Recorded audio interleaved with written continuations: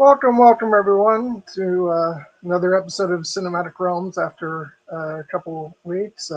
I'm your host. With me, as always, is Jared Kozel. How are you doing, Jared? I'm doing well. I was out and about all day because I am currently in the process of training for the Monterey Bay Half Marathon, which will be in a couple weeks.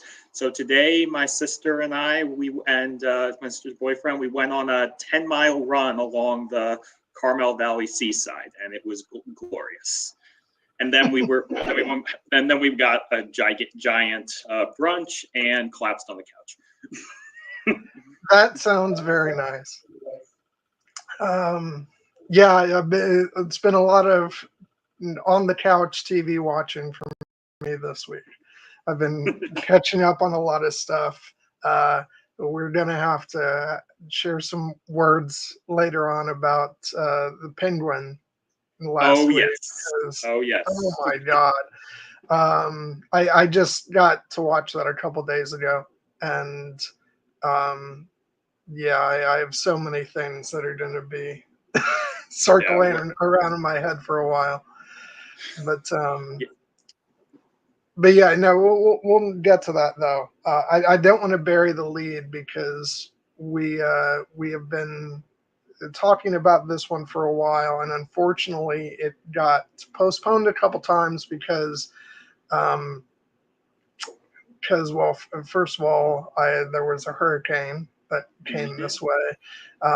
Before that, I think I was sick, and yeah, it just wasn't working out, which kind of sucks a little bit because I wanted to get your immediate reaction to watching this for the first time. For those who missed our previous preambles to this stream, it was that Jared has never seen had never seen this film before, and I was taken aback, and I was like, oh, no, we have to fix this.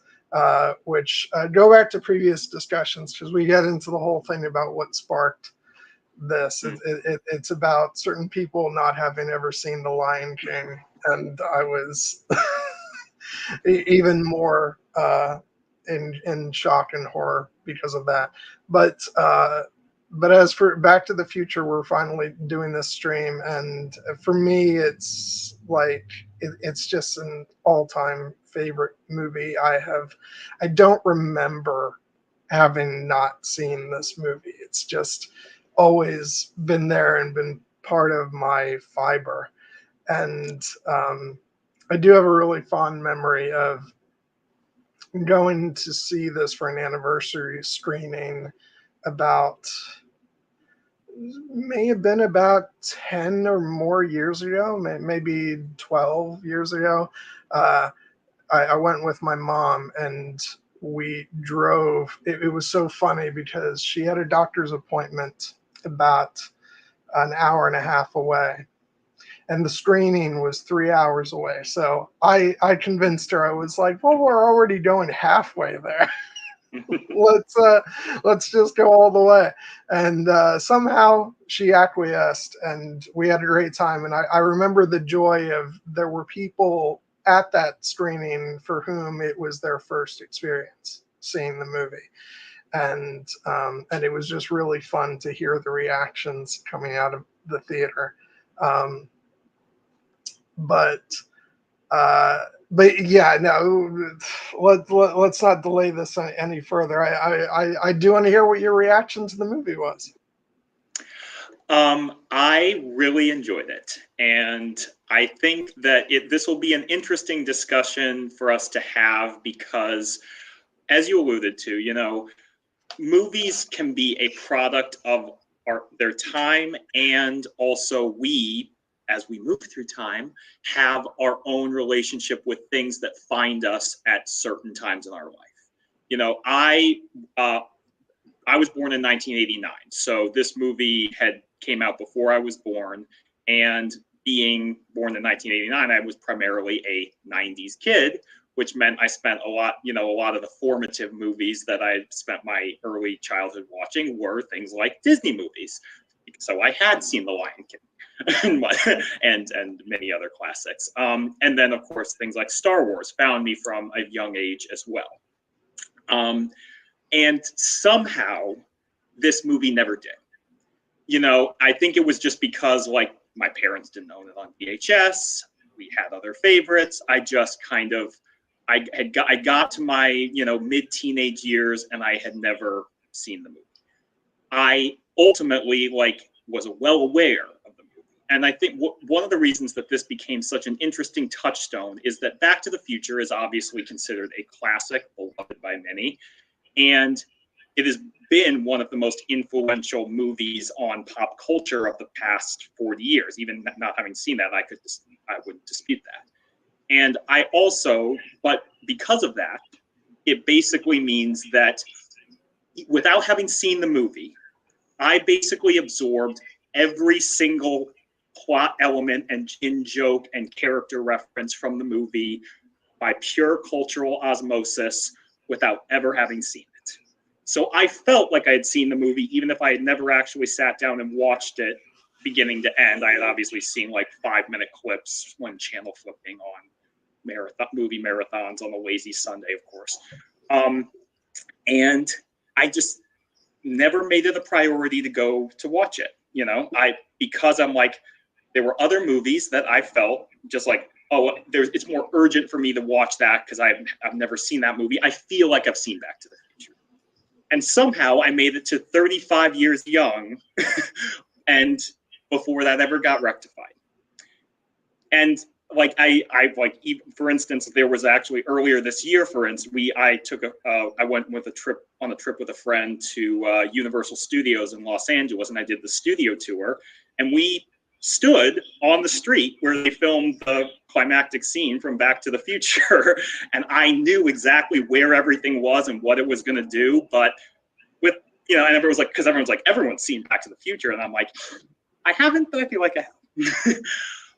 So now, having rectified that, I will say two things. One, obviously, it is better to have watched the movie because it is a very entertaining, charming, you know, fast-paced science fiction movie that I feel like deserves its status as a classic.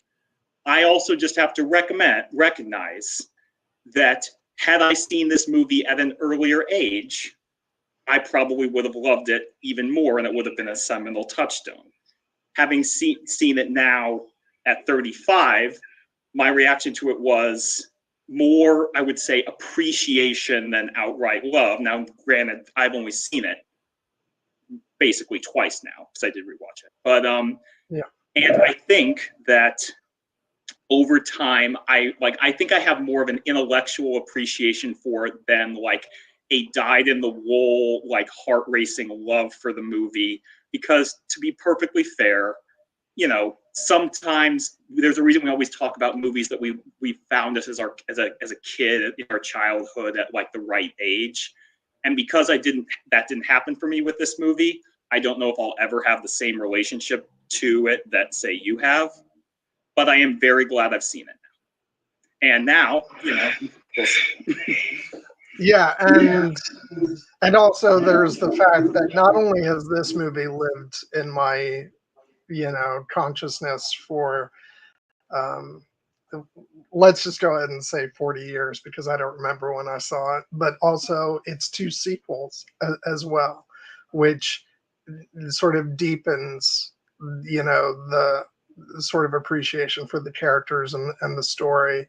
I have like, I will say, I think I've always been more of a fan of part 2 than a lot of people are, because when I was little, I didn't know what it, like, I think it's considered like the a little bit of the redheaded stepchild, but as a kid, I didn't rank anything. I didn't know what the pop culture sphere was saying. So for me, I just loved all three. I really, really love part 3. Just, you know, whenever we get to it, I think you'll understand why, because it's basically the whole movie takes place in the Old West, and and it's just a whole different beast. And so, but yeah, no, it's I get it though, because yeah, uh, it's difficult to come to something so long after, like, it's been established as a classic, and so many people go on and on about how much they love it, and you're coming to it without all that sort of emotional loved it as a kid baggage. And but I'm just glad you enjoyed it. So Yeah, and I had a feeling that I would, because this is the type of movie that I do enjoy. I personally like. I think when I try to think about it, I think about, like, for instance, there are people around who have never seen Star Wars, or didn't see Star Wars at a very young age. And as someone who did, and Star Wars is basically in my blood, I'm always kind of like, what are you talking about? And actually, I went through this recently with my own mother, where she insisted that somehow she had never seen any of the original trilogy. I'm like, that's completely impossible. I watch them constantly. You had to have just seen them by osmosis. But it turns out she hadn't. So we rectified that and watched it. But I would say that for this movie, it was something somewhat similar, because for instance, like, when someone would say, like, roads, where we were going, we don't need roads. I'm like, I know exactly what that's from and where it's coming from. Or, the famous meme that I quote of Michael J. Fox's character, Marty McFly, rocking out on the stage, and the 50s audience getting a little taken aback, and like, I guess you're not ready for that yet, but your kids are gonna love it. I've used that meme like multiple times without ever having seen the movie, because I understood the context. But as you said, it hits differently when you actually watch it as part of the story. And I do think that while this story, it's obviously like a product of its time from in many ways, it holds up. It holds up well, even for someone who, had not, like, doesn't have the same, long-standing attachment to it. yeah, I did think multiple times as I was watching this, it's amazing the things that I just completely didn't even think about as a young kid. As an adult, rewatching this, I'm like, this movie has a weird story. It's a wonderful, endearing story, but there are some, really odd elements to it that you're like, wow, this was the 80s.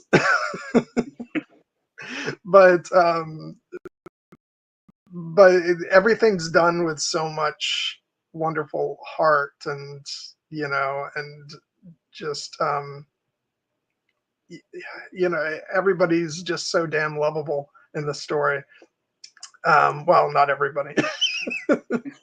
but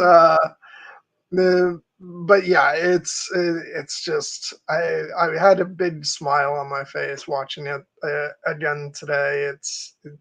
Just everything transports me back to being a kid. It just, the movie starting off, the first, before we even get Alan Silvestri's classic score, we get The Power of Love, and as soon as that kicks on, I just feel safe and warm, and cuddly, and like it's a warm blanket of nostalgia.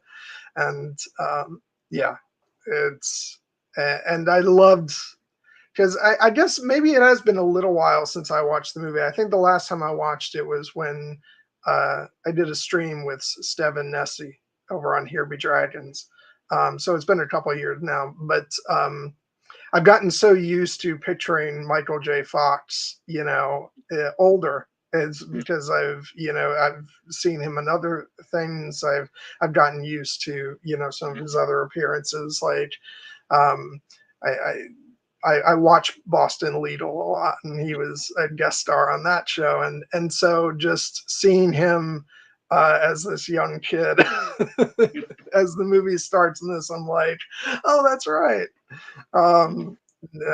It's just, yeah. So this movie is all kinds of endearing, for me. And yeah, like let's just start. I want to start with Michael J. Fox because um, I, I'm sure if as with so many, you talk about sort of absorbing a lot of this movie through osmosis. Another very famous, piece of lore about this movie is that Eric Stoltz was cast as Marty and even filmed some stuff. But it's so hard to imagine anybody else other than Michael J. Fox because he just brings this quality of his that is so immediately endearing at it. And I think if you don't get the part of Marty right tonally, then the whole movie falls apart.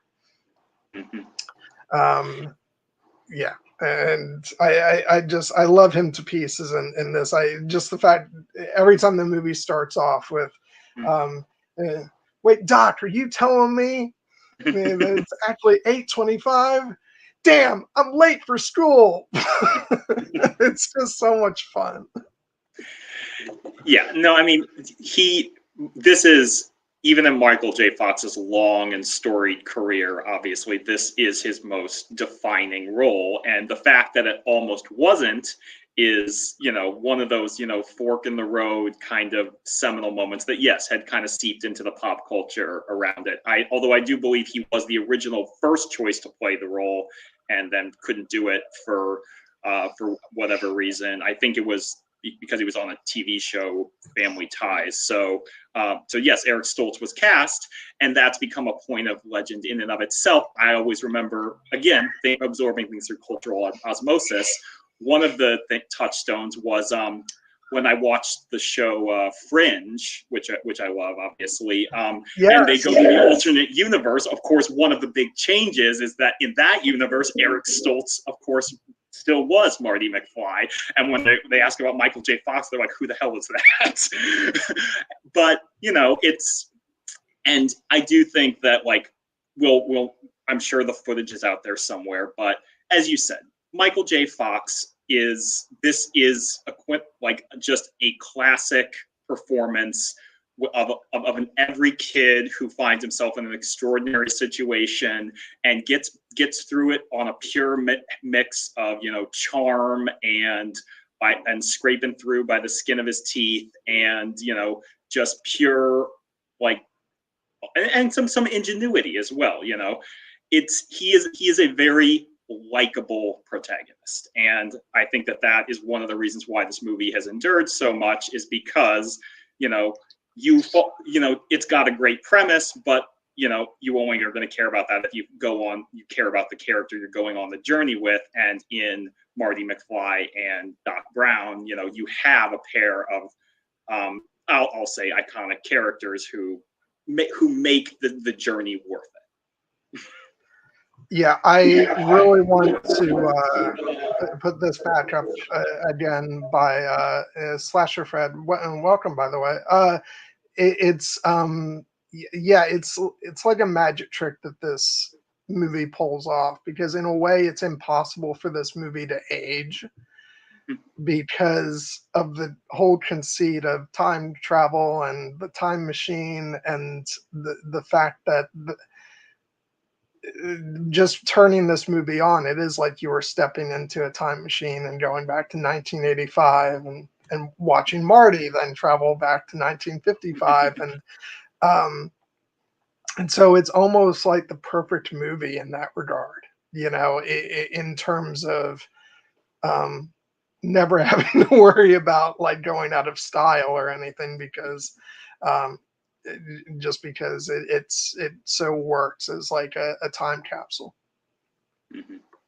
Yeah, and obviously, like, you can tell that, like, it was made in the 80s, like, the special effects don't hold up to the special effects of today, but that never bothered me watching this movie. Like, it rarely does. Well, see, and that's the funny thing about the fact that you would even, like, pick on that as something to highlight, because for me, like, I don't even think about that. It's completely not even a thing, because the movie just is exactly what it is. And for me, like, I don't think I've ever watched this movie one time and been like, I don't buy that special effect. That special effect looks old. It just, like I said, it's just a perfect product of when it was made, and the fact that it's because you don't think of that stuff when you are a little kid, and so I'm always going to come to this movie with that mindset, and yeah. Yeah, and I never like watch movies through the lens of special effects, especially older movies in that way. Like, I just find it to be part of the time in which the movie was made. Like how I still enjoy movies from the the 1940s that obviously they were using different techniques back then. But in this case, it's just the fact, like for instance, like there's almost a retro futuristic quality to it that adds to the charm, like the fact that like if this movie were made today, obviously the DeLorean would be a lot more spruced up with some CGI wizardry, but that's a real car, and they just stuck a bunch of gauges and a fake nuclear reactor on there and said we're gonna take this thing to 88 miles an hour, and it worked. Which, by the way, that's like talking about another thing that doesn't occur to you as a kid. I had no idea what a DeLorean was as a little kid. So for me, like, it's always first and foremost going to be a time machine, not, not some kind of car that was made, back then. It's just like, what a great design for a time machine. And yeah. Which does remind me of an episode of American Dad where Steve thinks he and Stan are bonding over Back to the Future, but Stan is just obsessed with the DeLorean just because he thinks it's the perfect car. Well, as Doc Brown says in this movie, if you're going to build a time machine into a car, why not do it with some style? And it's got style, and charm for days. Well, and because of this movie, like I remember one time, it wasn't a DeLorean, but I remember, I forget who it was, some family member at some event when I was a real little kid had a car with a door that opened like that, and I was like, oh my god, it's it's a time machine. So yeah, it's, oh god, that takes me back. Mm-hmm.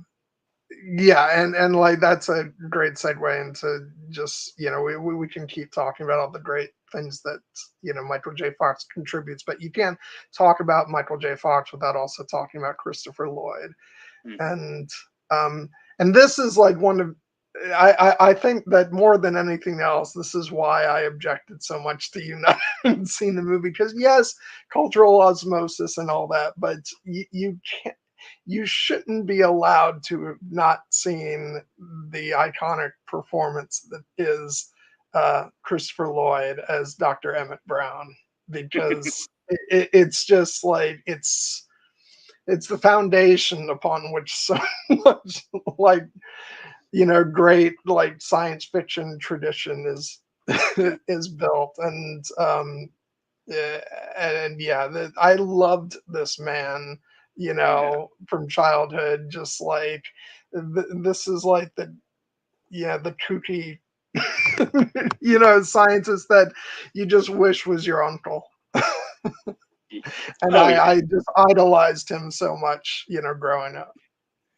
Yeah, I mean, he has become almost an archetype in popular culture. When you think about the term, when you think about mad scientist in popular culture, you're probably going to think of two characters. You're going to think of maybe Victor Frankenstein, and you're going to think of Doc Emmett Brown, and they're kind of twin sides of the coin, because you wouldn't really want to hang out with Dr. Victor Frankenstein and what he's getting up to, but for Doc Brown, his charm is that he's the mad scientist who's also totally harmless. He's not going to try to, make you part of his experiment. Although, one could argue that Marty gets pulled into this is somewhat against his will.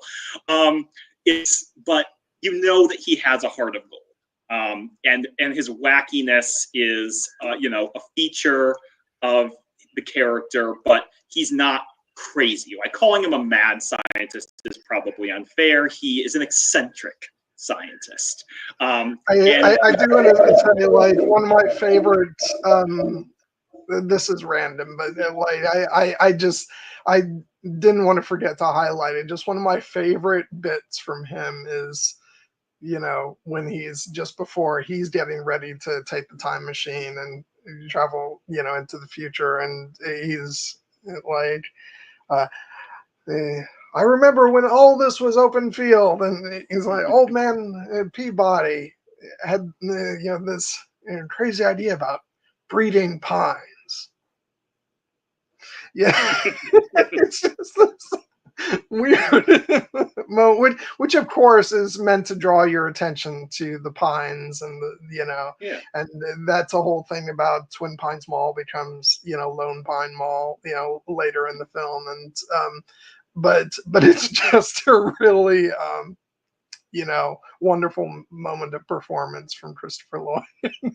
Just makes it, just having those odd moments that makes Doc Brown so lovable.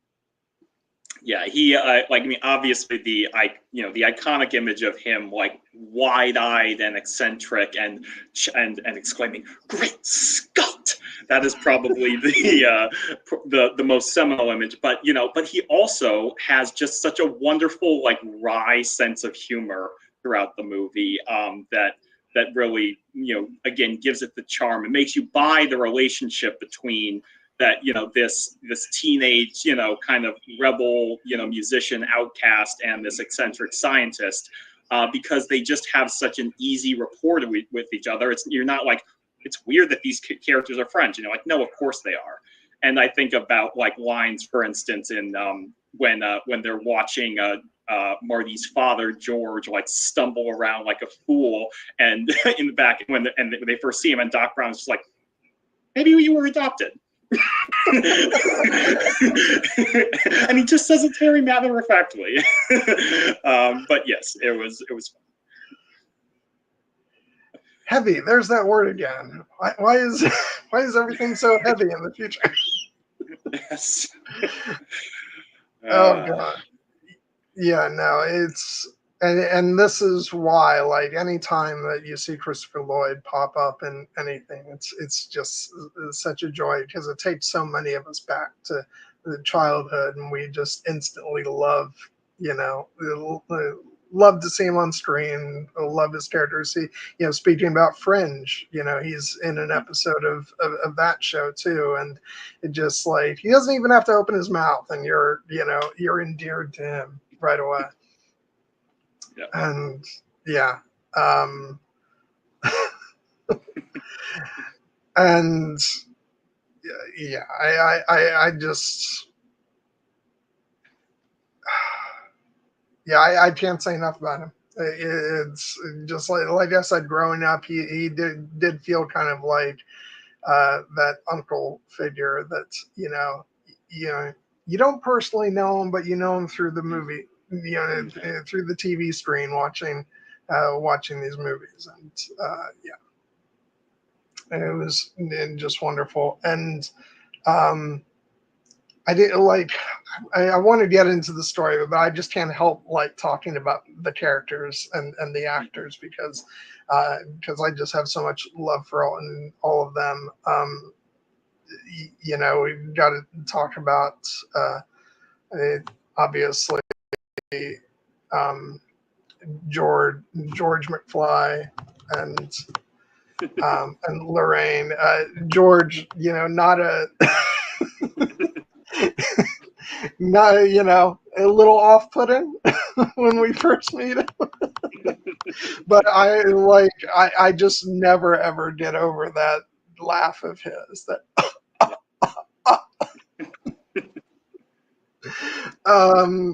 yeah, and but then he's sort of so lovable despite himself when you get to 1955, even though he does some stuff that not again telling that this movie was made in the 80s.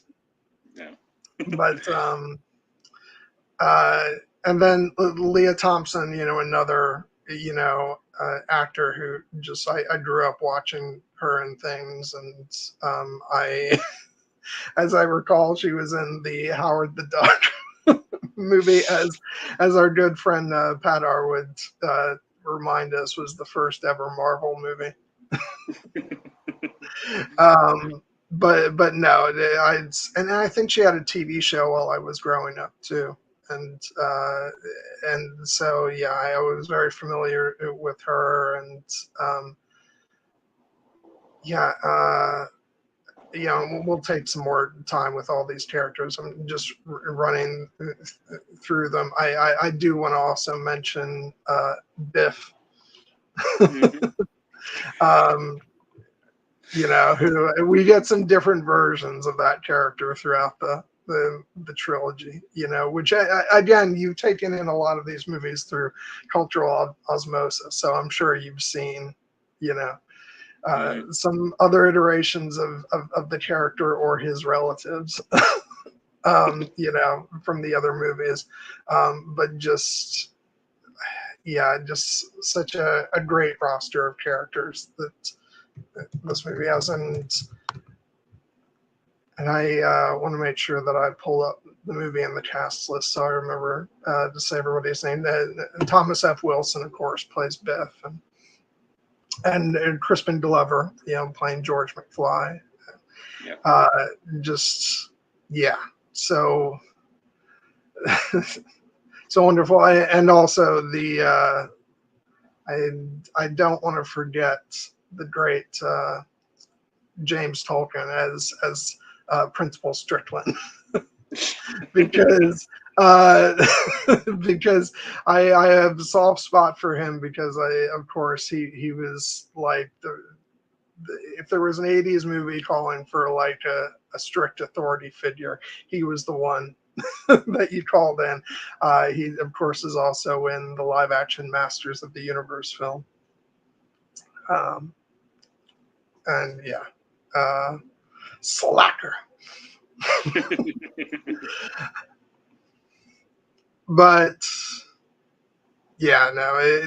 Did you have any personal favorites? Outside of obviously we talked about Marty and Doc, but did anybody else stand out to you as someone you enjoyed watching?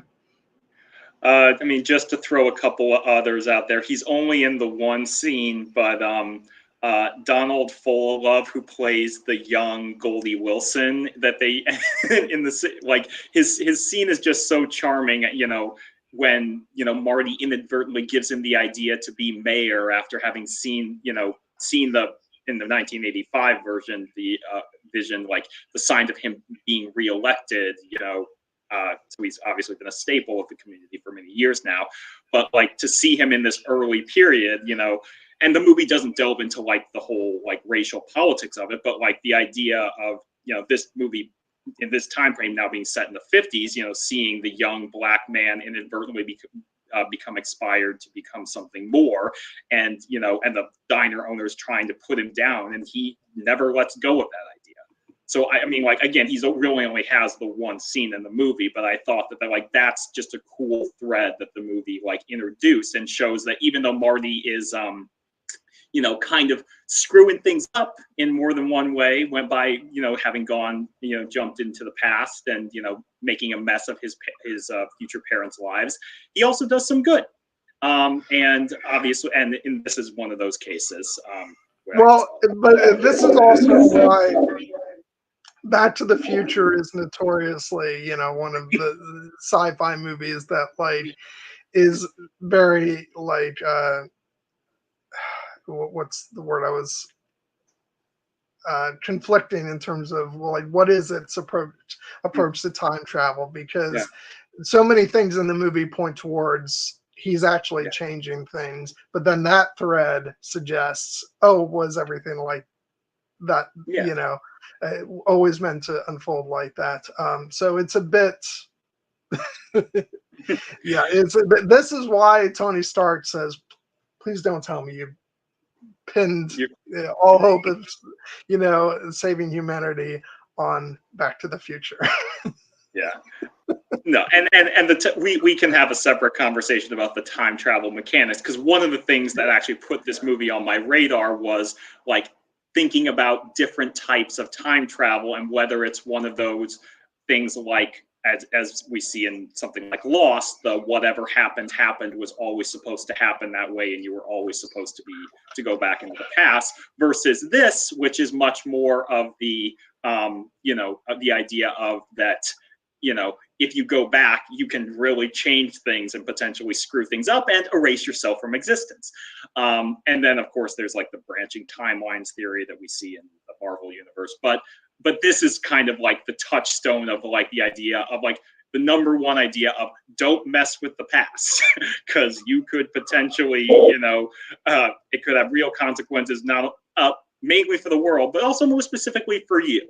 And I do think that the movie plays with that very effectively, with the idea of the picture and his siblings starting to fade away and him starting to fade away. And like, that's actually like, this isn't, a very scary movie, but like, that's like existential shit. The idea that you could just fade away from the existence. Yeah, but the important thing with like, above anything else, like this movie is just having fun. So like, Yes. As far as like, yes, we can also have fun and try and dissect the mechanics of this film's version of time travel, but we shouldn't take it too seriously either, because it's all a means to an end. I think if you want to go down that road, there's some scary discussions you can have about about the fact that does Marty just completely wipe out his original family from existence? But that's not what this movie is doing. The movie's just having fun, and it's sort of a tale about, in the spirit of the movie, everything that changes was meant to be changed that way, and things are happy at the end. So. Yeah, no, if like this movie, obeys the rule of cool, and the mechanics of time travel obey the needs of the plot.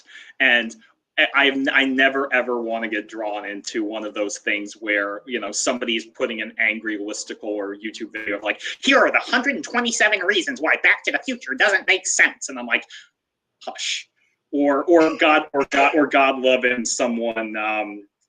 God, I'm blanking on I'm blanking on his name, but Neil deGrasse Tyson. Like, Neil deGrasse Tyson would have a fucking field day with this movie, pointing out everything it gets wrong about time travel, and I'm like, respectfully, sir, I don't care. I always like go back to the scene in the movie Looper, where Bruce Willis is like, no, I don't want to talk about time travel, because then you're going to start pulling out charts and doing things with straws, and just don't. And so that usually is my approach to to most time travel stories, unless the story is actually about that. But that's not the point here. So. I did want to point out that this may be the first, shockingly, it's the first time that I noticed this watching the movie today. The fact that, and this goes into movie 2 territory, so we won't get too deep into it, but a plot point of that movie is, this idea of, betting on games, in the future and stuff like that, and the fact that Doc actually, alludes to finding out who wins, the next, few World Series, and I felt like a bad fan because I was watching it and I heard that and I'm like, holy shit, I don't think I've ever picked up on it. And I was so disappointed in myself, but I'm like, I was glad to catch that this time around. Yeah, it's a nice bit of foreshadowing. Again, another way this movie's cultural osmosis affected reached me even without having seen it. The first time I ever heard about the concept of sports gambling was from the sequel to this movie, and the whole idea of the sports almanac and knowing who would have won every version of the World Series or the NBA Finals. And I'm like, that seems like a handy thing to have known. Obviously, the character who ends up making use of that power uses it for evil. So I don't think the movie is endorsing it, but it's fun. Yeah, that's another of my favorite moments. Didn't that guy ever have hair? Oh God. But yeah, no, I just, yeah, there's just so much in this movie that is just so much fun. And yeah, so we'll sort of go through the opening plot mechanics. Obviously, movie starts off, really establishing these characters and setting things up that are then going to, pay off when Marty goes into the past, and and Doc brings him out to the mall at night, to show off the time machine. Which, by the way, shout out, we haven't mentioned him yet, but Einstein. Gotta give some love to the and to the most important supporting character. And and Marty gets start driving it and heads into the past, and because of course. And this is what I loved watching this today. Again, talking about like things that never even fazed me as a kid. The fact that the movie opens with a news report of like some stolen plutonium. And then it's under Doc's bed. And then that's a whole plot point in the movie. And I just love they found me. I don't know how, but they found me. Who do you think? The Libyans. And yeah, so which then of course leads to another of my favorite lines when Marty says to the Doc of the past, we just need to get some more plutonium. He goes, I'm sure in 1985 plutonium is available at every local drugstore, but here in 1955 it's a little hard to come by.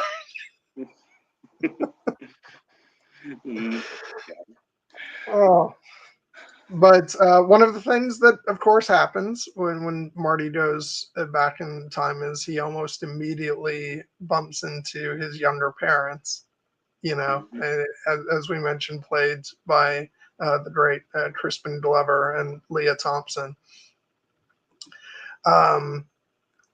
And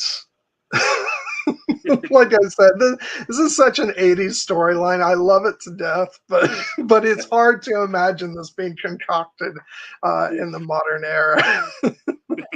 But the fact that Marty's mother and father fall in love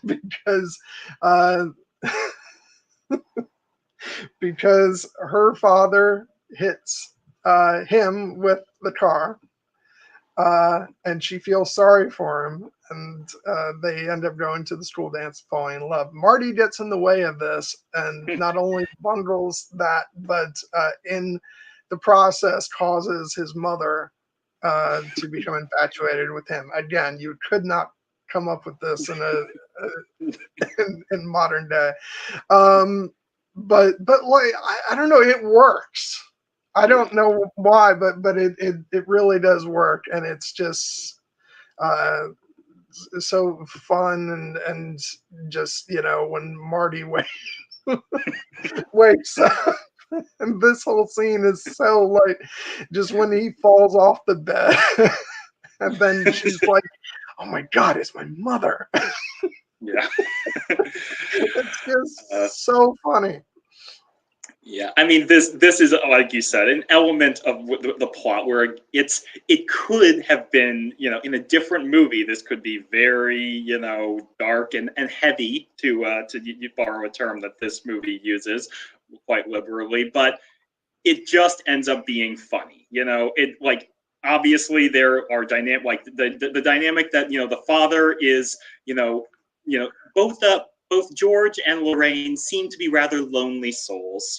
George being an aspiring science fiction writer, and Lorraine is clearly, under the web of her parents, and would probably would have fallen in love with any boy who happened to stray in front of her father's car. It just happens originally to have been, hi Cassie, George, and then temporarily becomes Marty. And that scene where they are in, where Marty wakes up in his mother's bedroom, and she's kind of mooning over him, and talking about, like, calling him Calvin Klein because his name's written all over his underwear, and it's one of those things where you could think, oh my God, this situation is so messed up. But yes, it is messed up, but it's it's played for laughs, and that is what makes it work, because we know that Marty knows that this is his mother, and his mother obviously does not know that this is her future son. So watching her, try to flirt with him in this scene makes you feel like, you're just like, how is Marty going to get out of this? but then he also realizes that he can't fully extract himself from this situation and just run away, because now he's messed it up, and he needs to help his father, help be a wingman for his rather socially inept father, and get him to get them to fall in love when he took away this inciting incident. And obviously that is where most of the charm and the funniness comes from, like when when Marty is, like, looking at his father's inept attempts to flirt, and he's like, Jesus, Dad, it's a wonder I was even born. And obviously, and the comedic hijinks of him realizing that, like, he's going to have to take his mother to this dance so that he can stage the incident that will allow George to emerge as the hero, and then he struggles to do it, and because it's going to be a terrible thing that he has to do. And then, fortunately, she somewhat bails him out when she goes in and she kisses him, and you're like, oh God. And then she's like, it's like I'm kissing my brother. And you're like, yeah, there you go. Yeah. But all of this really is sort of a pretext to, somebody mentioned earlier in the chat that, it's really about Marty getting to know who his parents are. Yeah. And and it's just great because he discovers a lot about his father, that he had dreams, if not quite ambitions, and an interest in things, and through the time that they do spend together, he actually inspires him then to pursue some of those things, and then of course it all builds up, also to building up George's self-confidence, and we get that amazing climactic scene, where he punches out Biff, and it's, which I'm sure, like, you've seen that oh yeah scene before, like before even having watched the movie, and it's just, and I was thinking it's actually a shame that Crispin Glover was not involved with part two. They actually use some, there's actually some, the kerfuffle about that. The fact that they use footage of him from this movie in that movie, and someone would have to correct me, but I don't think he gave his permission for that, or he wasn't paid for it. I'm not sure, one of those two things, if not both. And so, because he's just so great in this, but he's just, he's definitely has some issues. but Yeah.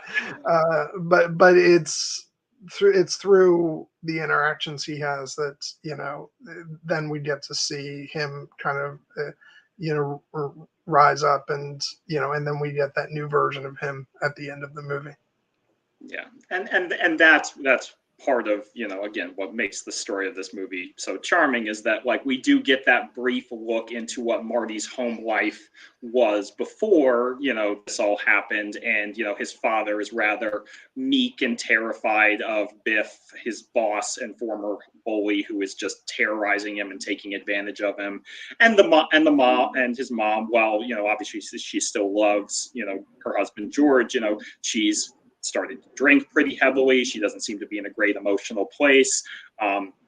Their family is, kind of in trouble because of the issues with his uncle, which is one of the funnier moments in the movie is when Marty goes to his grandparents' house, and there are so many great lines there because speaking of characters who are just like great fun, characters, George Senzo, who plays, the Sam Barnes, the original, Lorraine's parents, he just is such a, like, he's an asshole, but like an asshole that you enjoy watching because he like in the line when he is like when Marty is trying to extract himself from the dinner while Lorraine is like saying he can stay here, he can sleep in my room, and then he finally gets away, and then and Sam has the great line of like, he's an idiot, comes from an upbringing. His parents are probably idiots too. Lorraine, you ever had a kid who acts that way? I'll disown you. Which is delightful. Which, by the way, again, this whole thing is played for laughs. I just love the way that Michael J. Fox, responds to that when she says he can sleep in my room, and then she puts her hand on his leg, and he's like, I gotta go. Yes. But no, speaking of the father's lines, I love it when he hits Marty with the car, and he says, honey, I'm another one of these, what is the exact line? Another one of these damn kids jumped in front of my car. Implying that this has happened before.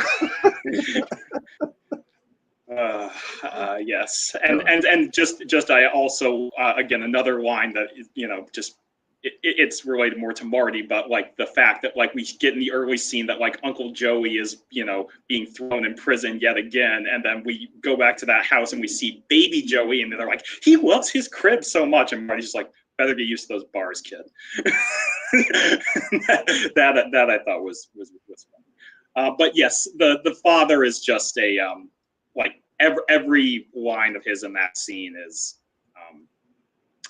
hilarious. This is Lark Bark. This is one of the things that we're not going to dwell on because it makes some of us depressed.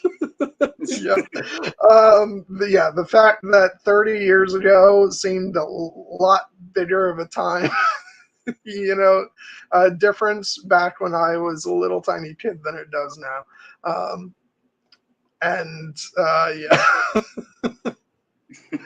Oh boy, yeah. How your perspective changes. Yeah, poor Uncle Joey. Yeah, we don't get to learn. I don't know if we get to learn that if his quality of life had improved based on everything Marty did. But it's a good joke if nothing else.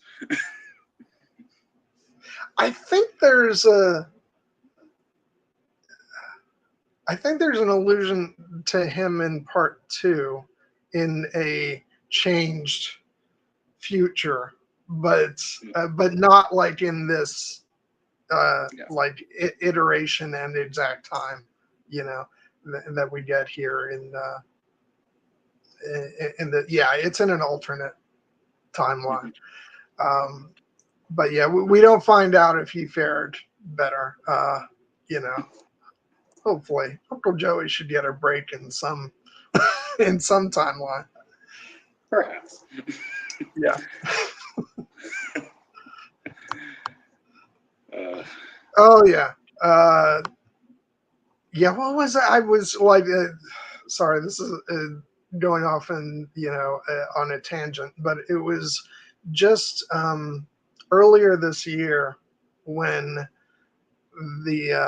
I bought a special edition of Conan the Barbarian on 4K Ultra HD, and I was watching the documentary on it, which I had not seen since the documentary was made for a 2000, I want to say either 2000 or 2001 DVD collector's edition.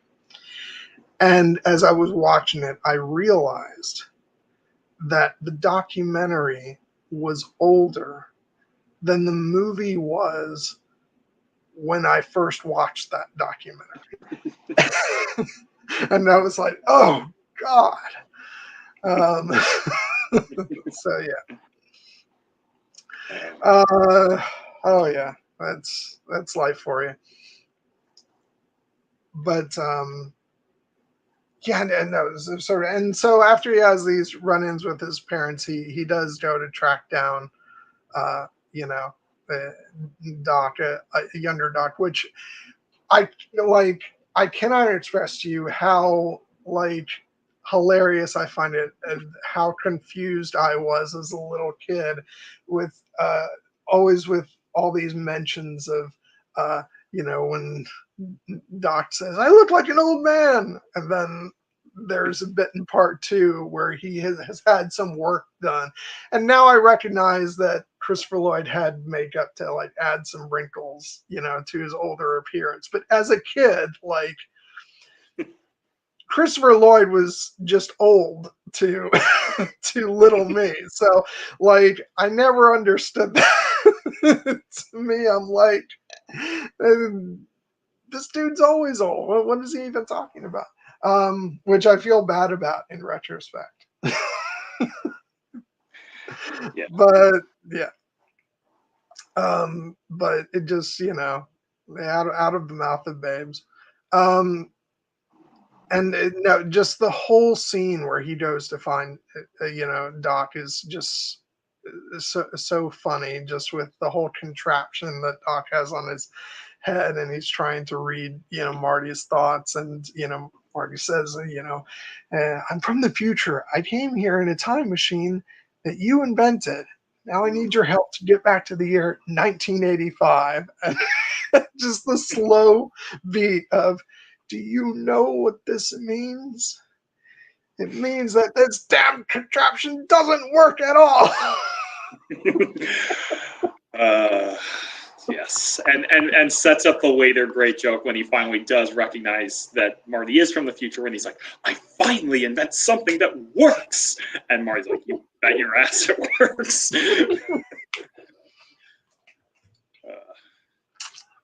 Oh, God. I just, yeah.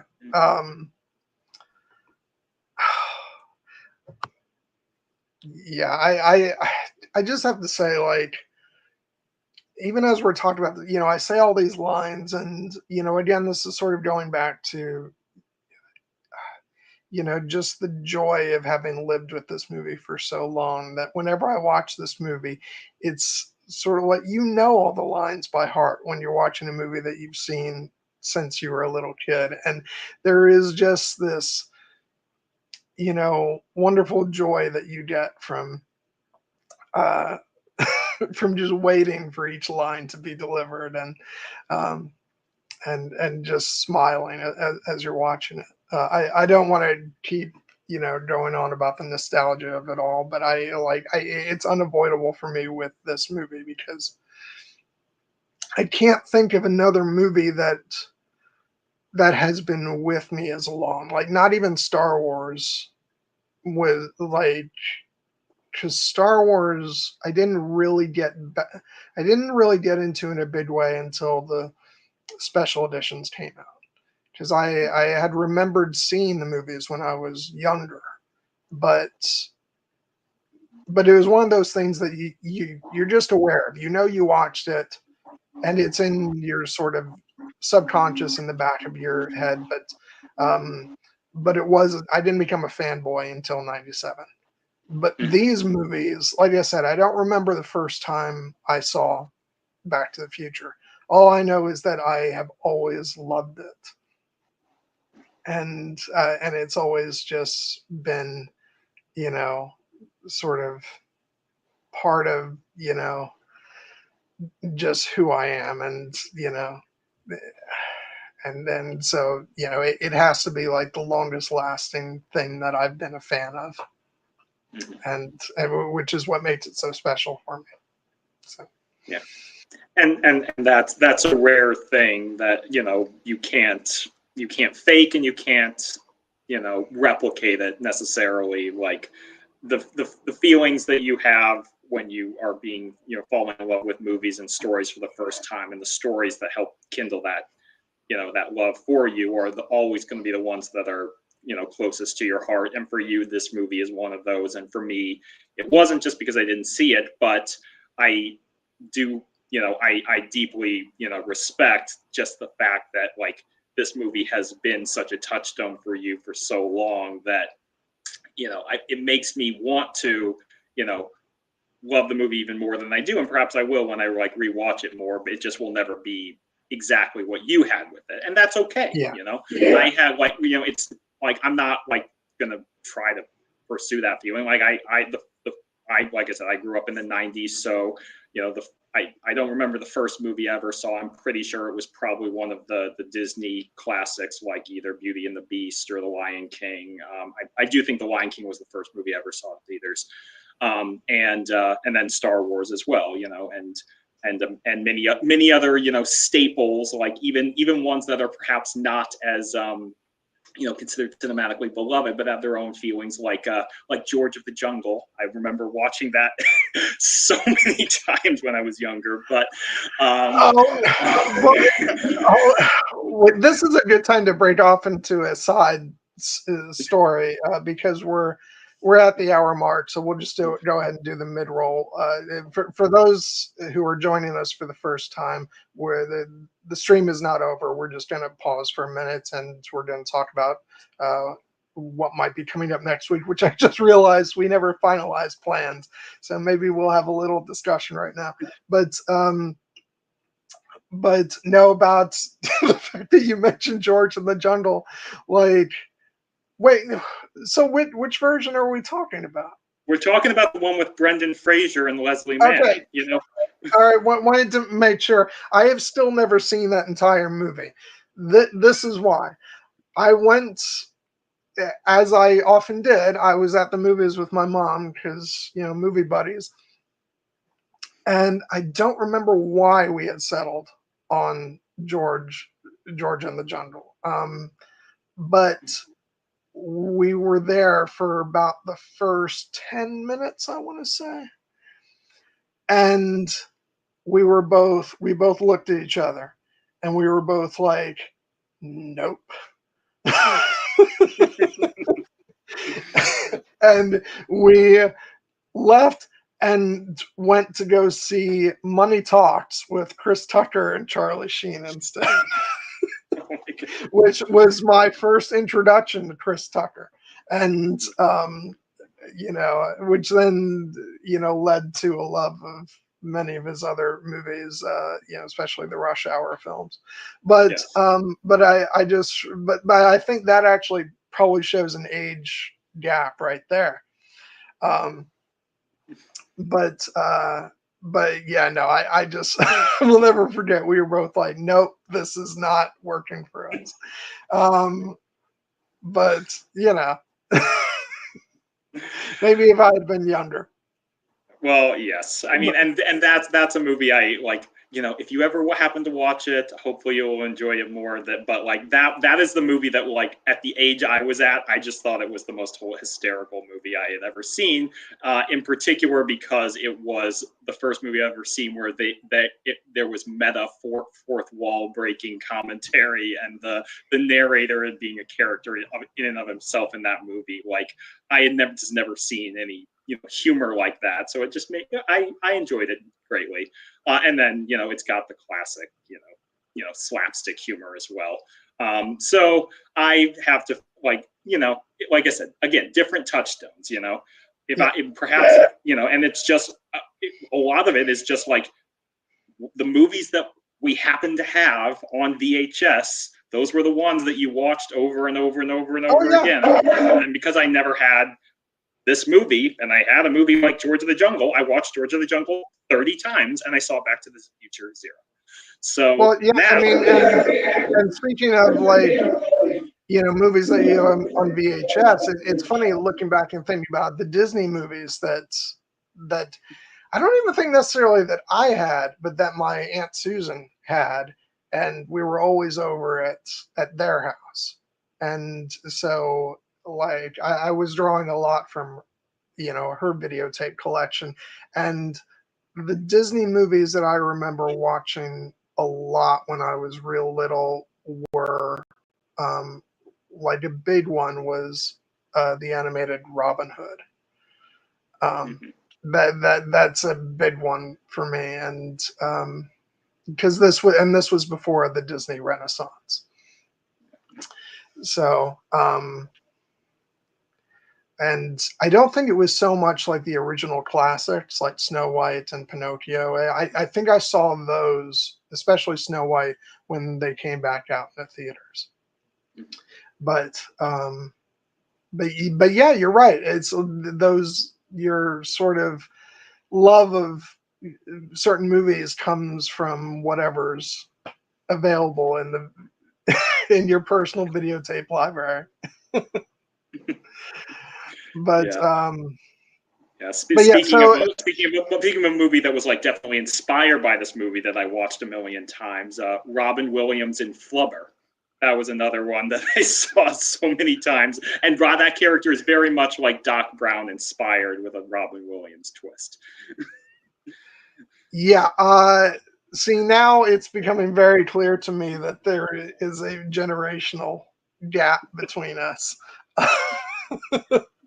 Because this is all stuff that I was aging out of when it was released. It's like, you know, when you're still young but you're getting older and you're leaving sort of more childish stuff behind before you realize, oh no, you can still have fun.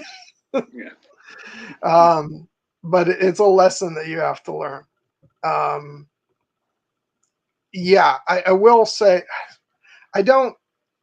It definitely wasn't the first movie I saw in theaters, but it's one of the first movies I remember seeing in theaters was Robin Hood, Prince of Thieves.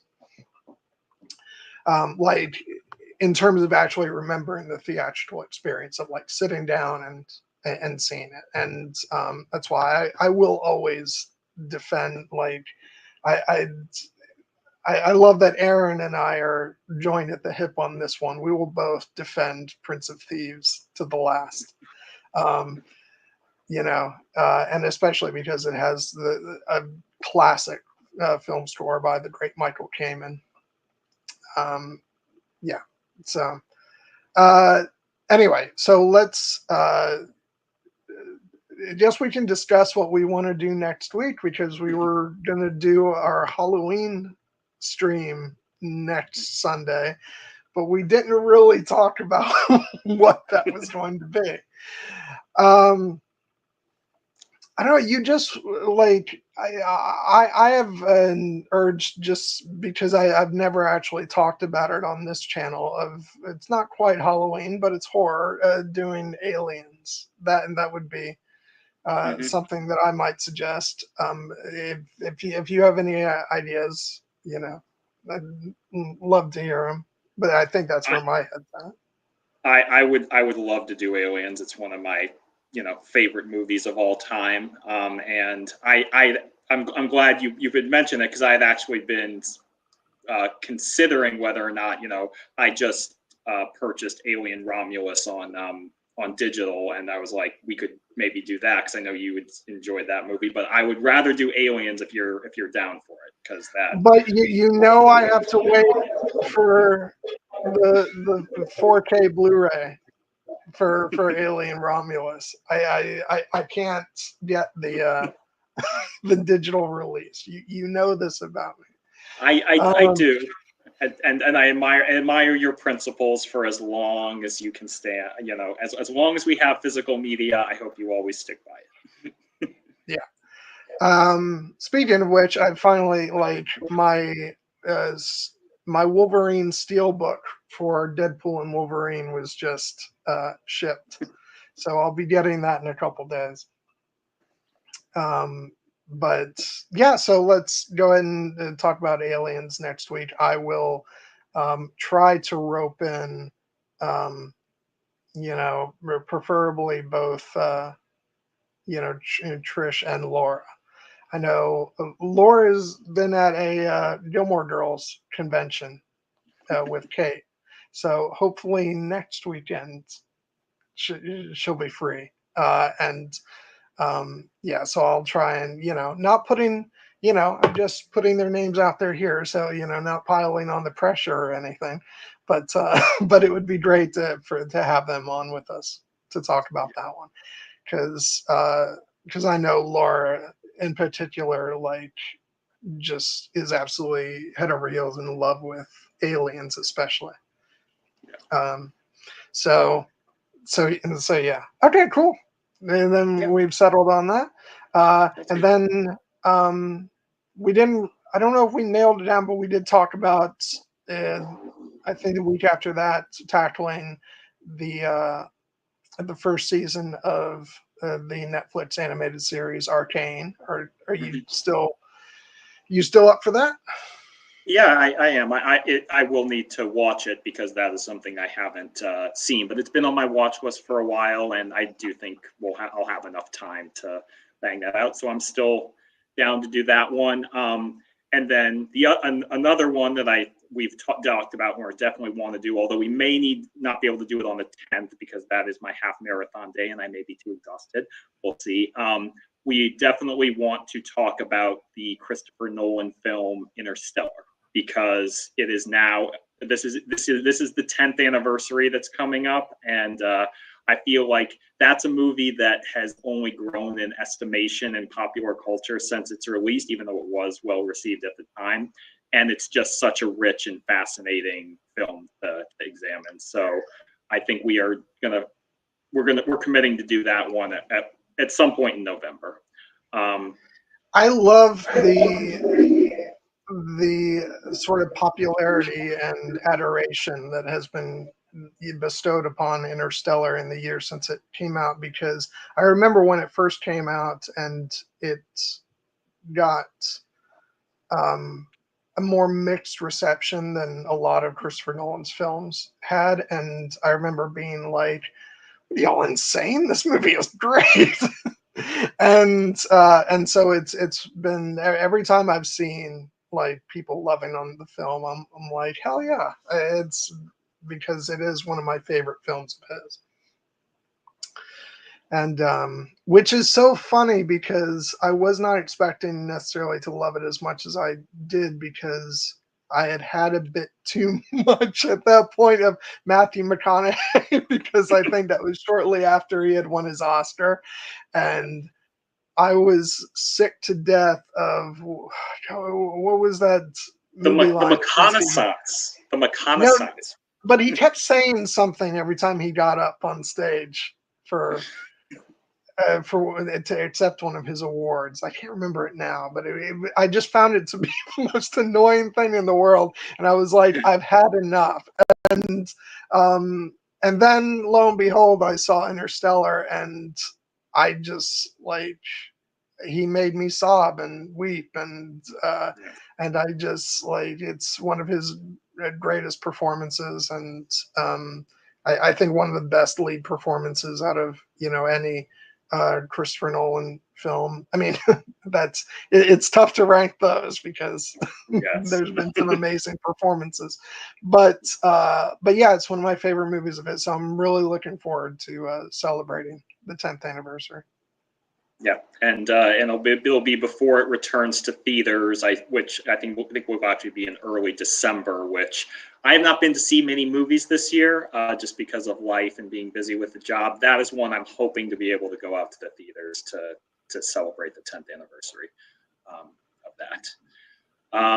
Yeah, so looking forward to that. And then, as you alluded to earlier in the stream, this week, when we have not discussed, although I believe it's on our Google Doc, but after the the episode this past week that we saw of the Penguin and the brilliance of Kristen Milioti, I would love if we could consider talking about the Penguin on the channel after it wraps up, because that show has just reached a level that I think has taken it beyond even like, you know, a spin-off sequel series to a movie that I already adored in the Batman. I think it's doing something on its own, in particular with the character of Sophia Falcone as the Hangman. But that I just think is special. And this most recent episode, Centani, on this past weekend, no lie, like that's one of the best television episodes I've seen in the past several years, and one of the most haunting. So if we have a chance, I'd love to discuss that with you. Yeah, no, absolutely. I think we'll go ahead and oh no, Cassie, don't say that. No, I'm with Jared. I was absolutely blown away by this last episode, and yeah, no, I'm just chomping at the bit to talk some more about that. Which I'm glad you've suggested that. Now I don't have to necessarily cram all my thoughts into the next couple minutes. You know, before we jump back into the main topic. But yeah, no, let's go ahead. We'll set aside some time to do that. But yeah. Oh yeah, and then just to give again, we're narrowing down these dates, but two other things that I anticipate we'll be talking about before the end of the year. One, we've already set the date: The Lord of the Rings: The War of the Rohirrim on December 15th. That is a certainty for us. Lord of the Rings in December. And then the other piece of news that just dropped this past week that we'll see, but you're a certain touchstone of ours, one Miss Keira Knightley. They finally announced the premiere date for her new new Netflix show. So, in early December, and perhaps we'll have a chance to do one more Nights of Kira stream before the end of the year. We will see. Yeah, which by the way, for those of you joining us just for the stream, if you end up coming back for any future streams, you are just going to have to put up with, you know, our channel is a part movie discussion and part, you know, just standing Keira Knightley. We apologize in advance for for that kind of, but not really. So yeah, we'll be scheduling a discussion for that as well. Okay, now since we do have, it seems like we have a number of people who came here specifically for Back to the Future, so I do want to make sure we dive back into that discussion now. You know, I think some of our regulars would be fine with us yammering on all day about whatever pops into our head. But yeah, let's go back. And where did we leave off? Because we meandered for a while there.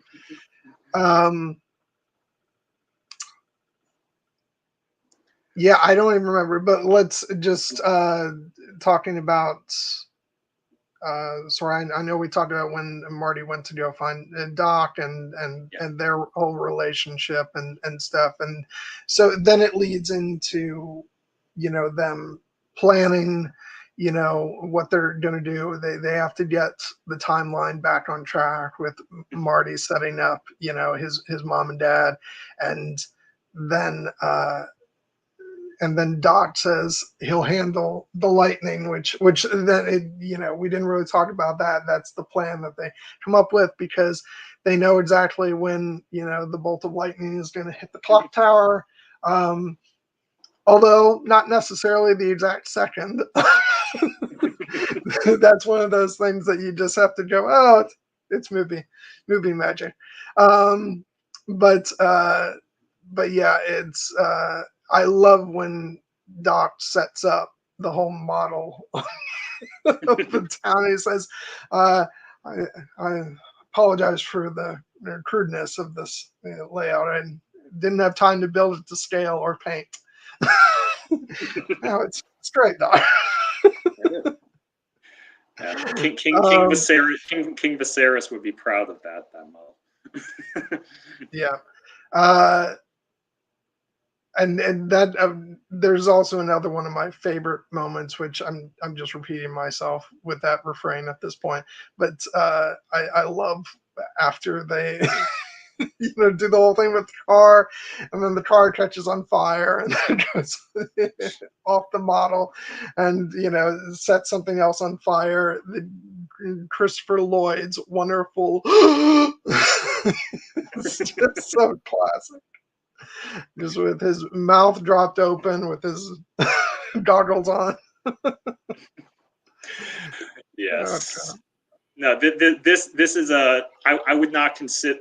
Some people have a preference for subtler acting, and in many types of movies, I do as well. In this movie, Christopher Lloyd's performance is not subtle, but that it's still it's proof that being over the top does not always have to be a pejorative, because his over the top reactions are what, and outsized performance are what sells the character, because it is the character. He would not be as the iconic character if he has become if he were playing down and grounded. Although he is emotionally grounded, that is what makes the character work. It's just that he is when he puts on the goggles and he and he starts the electrical charge, he becomes just almost a vessel of just pure chaotic energy. And I find that, immensely watchable. Yeah. Oh, God. And what I really,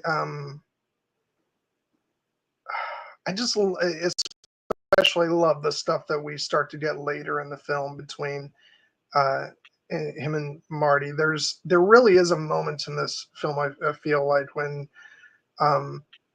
once the respective plans start to get put into motion, I feel like the film sort of switches gear into really getting more emotional with these characters, especially once Marty starts writing the letter to Doc to try and warn him about the future and to save his life. And a lot of that also has to, like, we haven't mentioned, I mentioned him passingly early on, but I really want to heap praise upon him now is Alan Silvestri, who composed the absolutely iconic score for this film and its two sequels. The Back to the Future theme is just the stuff of legend, and it's kind of crazy when I went to watch this today. I was like, the movie doesn't even start off with the theme like played like over the opening credits, because instead we hear the song Power of Love for the opening credits, but the theme is just so iconic. We get it when Marty is behind the wheel of the DeLorean early on in the movie, and then throughout the film we get little hints of it, and there's different like sort of other different motifs that we get throughout the film, and then of course it's just like he lets loose with it when Marty is driving down the road accelerating, and Doc is trying to plug everything back in, which is just like such a classic sequence. And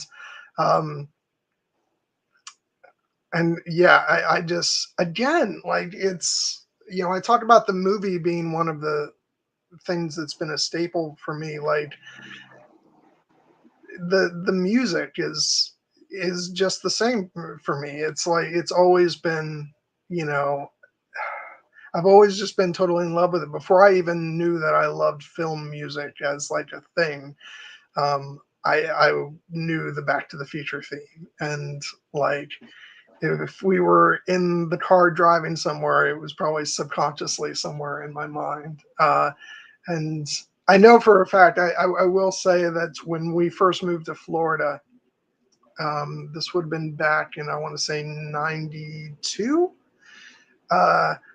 My parents bought for me a little toy Back to the Future DeLorean to keep me busy in the car. And I know for a fact I was just thinking the music in my head that whole trip, and I was just taking the car and going, roads where we're going, we don't need roads. And yeah, so just an absolute classic film score, and I love the little moments of like there's a sort of magical bit of music where it's like dun-dun-dun, dun-dun-dun, throughout the film. And you know I was thinking especially about the part where Marty is being chased by Biff and his goons, one of whom is played by Billy Zane. Which it's always funny just to see him in these movies. But during that sequence and the music kicks in, I'm just thinking like, it's this full orchestral, beautiful music.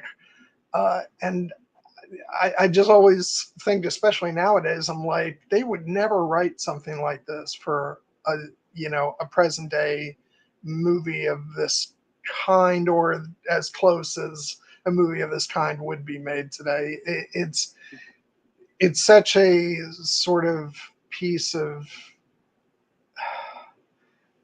again, it's such a product of the time in which it's made. Now you don't just get these sort of full-blooded orchestral, adventurous scores for much of anything, but especially for a movie like this. It's kind of reserved now for, like big epic fantasy stuff like Lord of the Rings and, things like that, or Star Wars. And so it just made me really appreciate how wonderful the music is. Yeah. Yeah, I mean, the score is obviously something that has also seeped into the realm of cultural osmosis, and I will note that, like, even having not seen the movie, like, I knew the score, and I knew the song "The Power of the Love," which incidentally I was when I was at brunch today, they were playing it on the overhead speakers, and I was like, it's destiny. But in particular, like the name Alan Silvestri, not being quite as big of a, film score, aficionado as you are, although, I obviously have become more so in recent years. I was aware of many classic Alan Silvestri scores, but I didn't really connect them to the name Alan Silvestri until the Avengers, because that theme was everywhere and his name was associated with it. And then I went back and looked at all the movies he's done in the past. I was like, oh yeah, he didn't just get the job on the Avengers on a whim. This guy is one of the most accomplished musicians of his particular generation. And listening to the Back to the Future score, like, it's just so well integrated with the movie. Like, there are scores that are like beautiful pieces of art in and of themselves, and then there are scores that are just like perfectly pitched for the movie that they're associated with. And I think that this is definitely one of those where it's like, this is this music works so well because it's paired with this scene, like the scene where Marty is sketching around on his skateboard and leading Biff and his goons on a merry chase. Like, it just feels, it adds to the charm of that sequence. It's really impressive. Yeah, it just makes me so nostalgic for for the good old days of, like, often, when somebody says that, it's like, well, were those days really so good? But I'm like, when it comes to film music, yes, they were. It was just a different era. And you mentioned his music for the Avengers. It's part of the reason why those films, I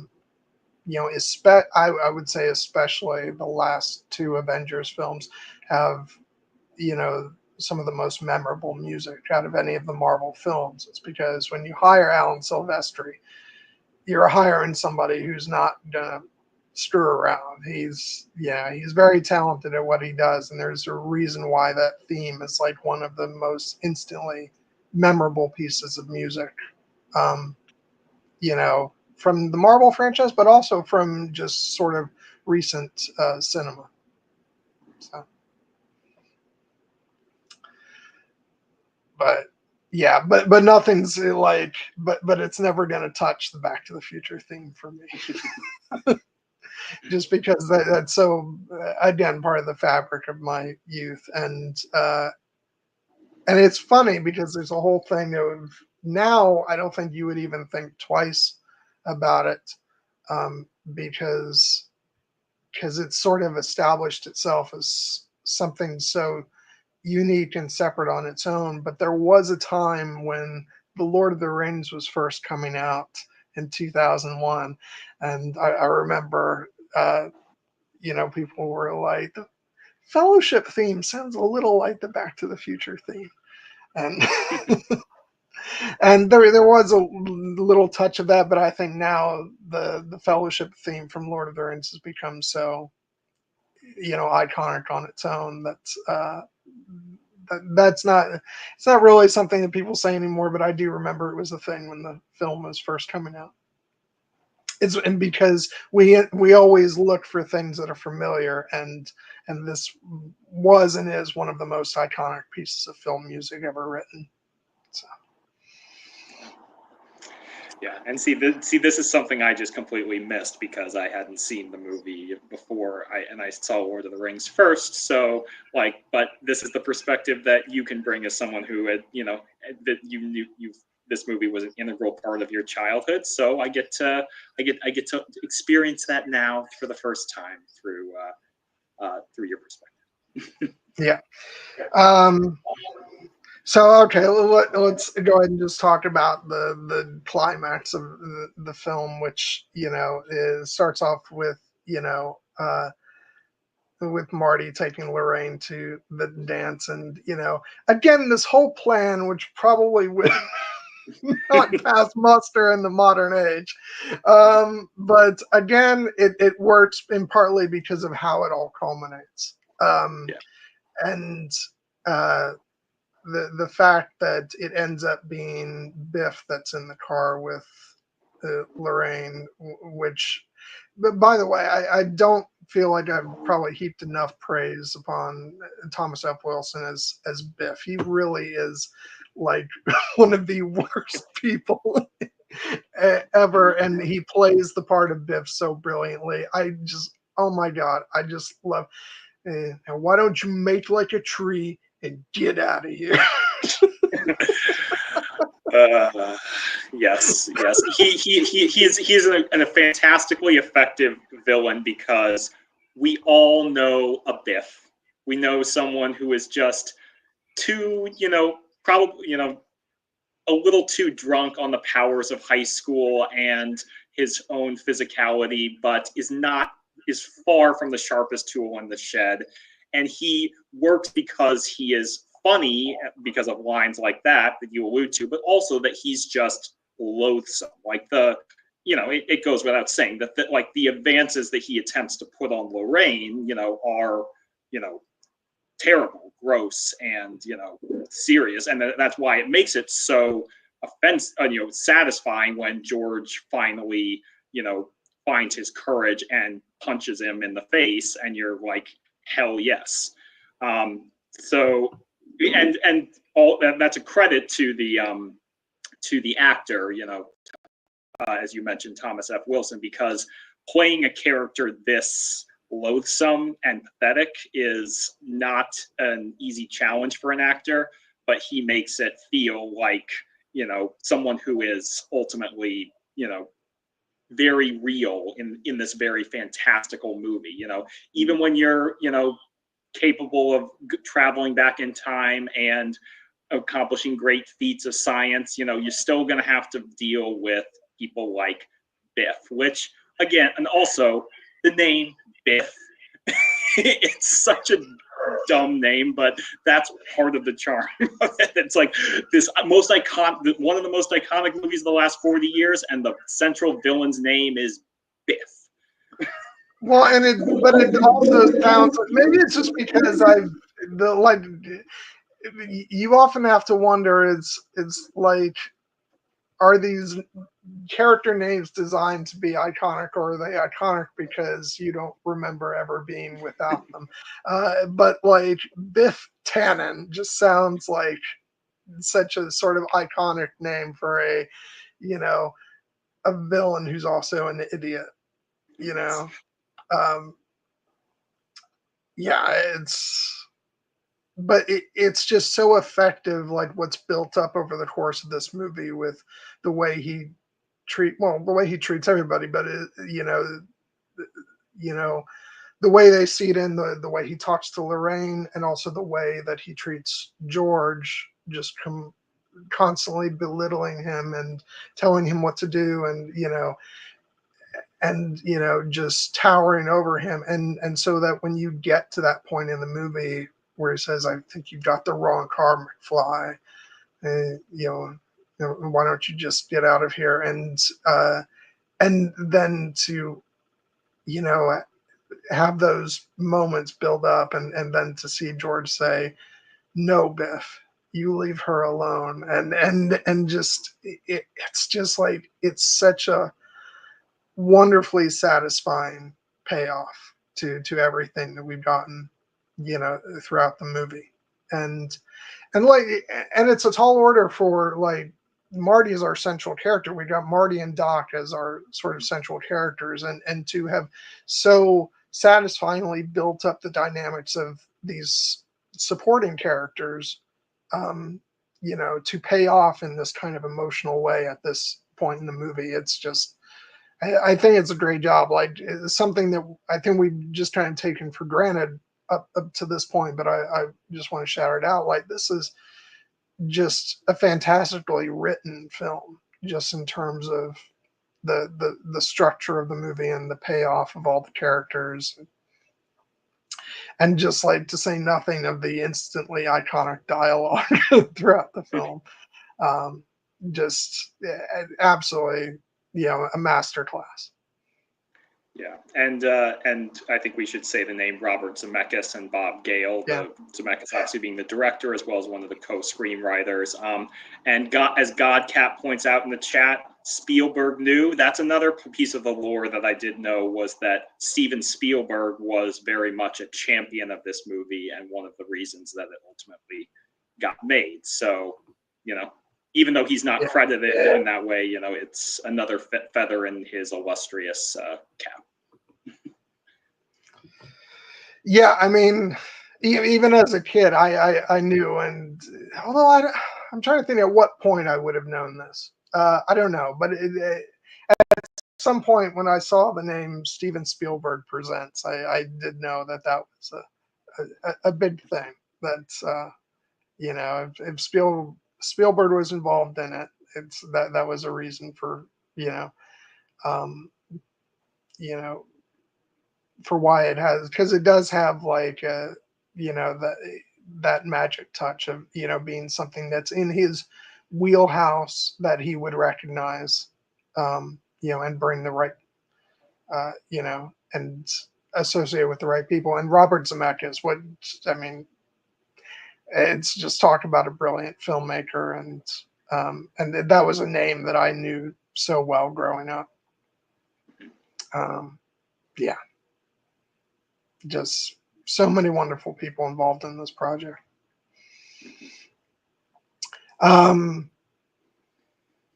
Yeah, and so and then we can definitely talk about Marty up on stage, as he has to fill in for for the guitar player, which, of course, that's also one of the funny jokes. That's when the singer goes backstage and it's like, "Hey Chuck, it's your cousin Marvin Berry. You know that new sound you're looking for? Well, listen to this." Yeah, speaking of smaller characters who I loved in this movie, Harry Waters Jr., who played Marvin Berry. Like, even before that, like when they're, he's the Biff is chasing Marty and they're locking him in the trunk, and they try to intimidate this guy Marvin, and he just has absolutely none of it and puts the punks in their place, and then gets his hand cut for it, but it ends up working out because he when they all step out of the car and it's such a pleasure just to watch them, the bullies run off. Which again is another thing that the movie doesn't call attention to, but given that it takes place in 1955, the racial politics of Biff trying to bulldoze Marvin, and Marvin being like, we're standing up to this, and sending Biff scurrying away. Very satisfying. Probably a little bit less, that would pass muster today is the idea that Marty McFly inadvertently inspired Chuck Berry to write Johnny Be Good. I think people would have more, but in the movie it works. It's fine. Today it's something that you're like, but in 1985 it was just different. It was funny. And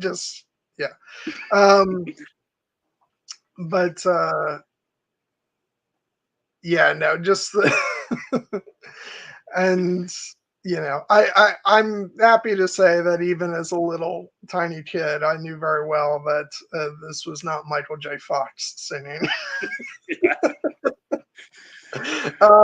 But it's just there's so much fun. Just the whole. This is an oldie. Well, it's an oldie where I come from, and then he just he's doing great, and he just takes it too far. It's like, I guess you guys aren't ready for that, but your kids are gonna love it. And he was right. Although, depending on your point of view, I think listening to his band's playing in the beginning, I probably would have been like one of those teachers and going, "I'm sorry, you're just too loud." Different taste. Yeah.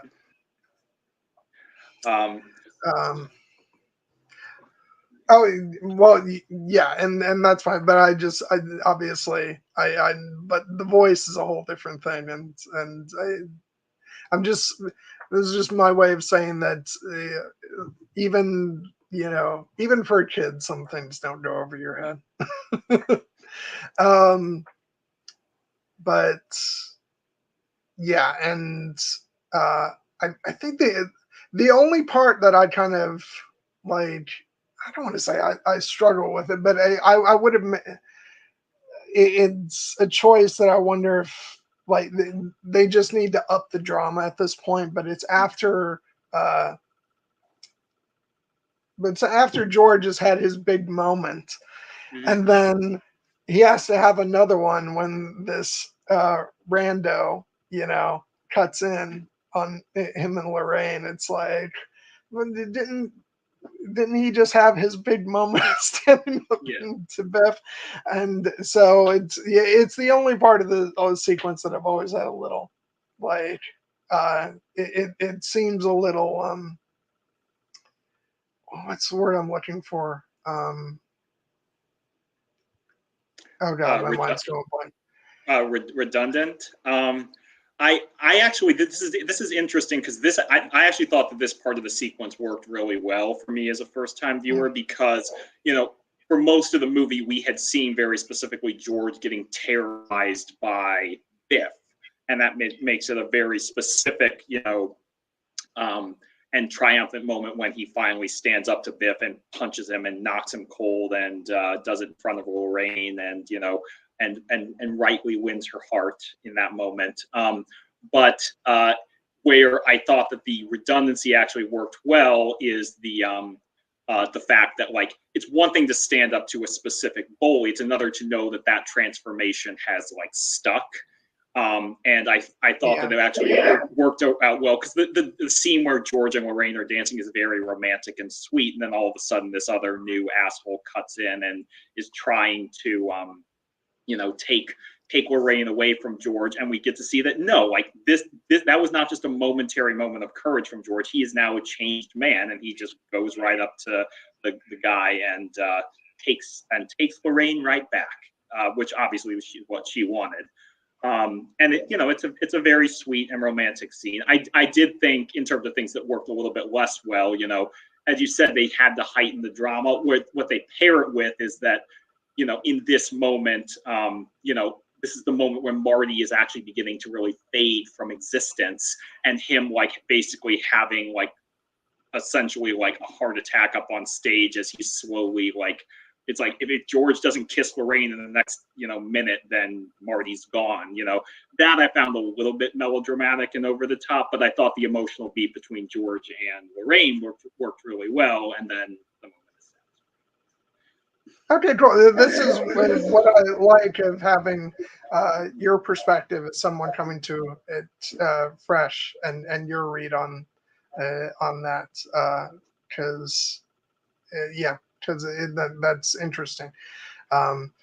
And also, could be I was just looking for something to be a little bit critical of today, because I'm like, you know, is this movie perfect, or do I need to be a bit more, just objective about it? But no, like that's me looking really hard for something, because just everything about this movie I just adore so much. And anyway, so all of that leads to then, Marty going back, to Doc, and I love the moment where he says, went even better than I thought it would. He completely laid out Biff. He didn't know the old man had it in him. He never stood up to Biff before in his life, and I just love the moment when Doc says, "Never." He's like, "Yeah, why? Never mind." And it's just that little beat that then sets up the ending of the movie, where things have changed. And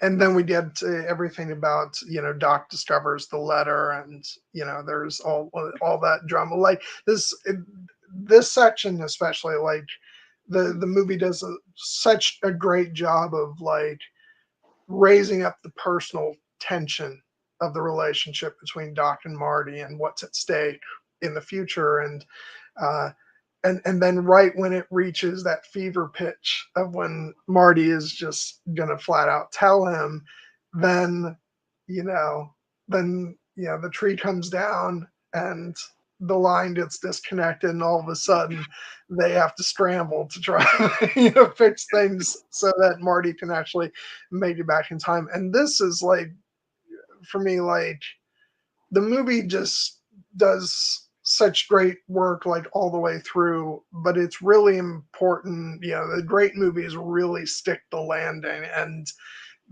this as a sort of, we've had the emotional climax, and this is like, the sort of action climax of the movie, and it does such a great job of keeping you on the edge of your seat.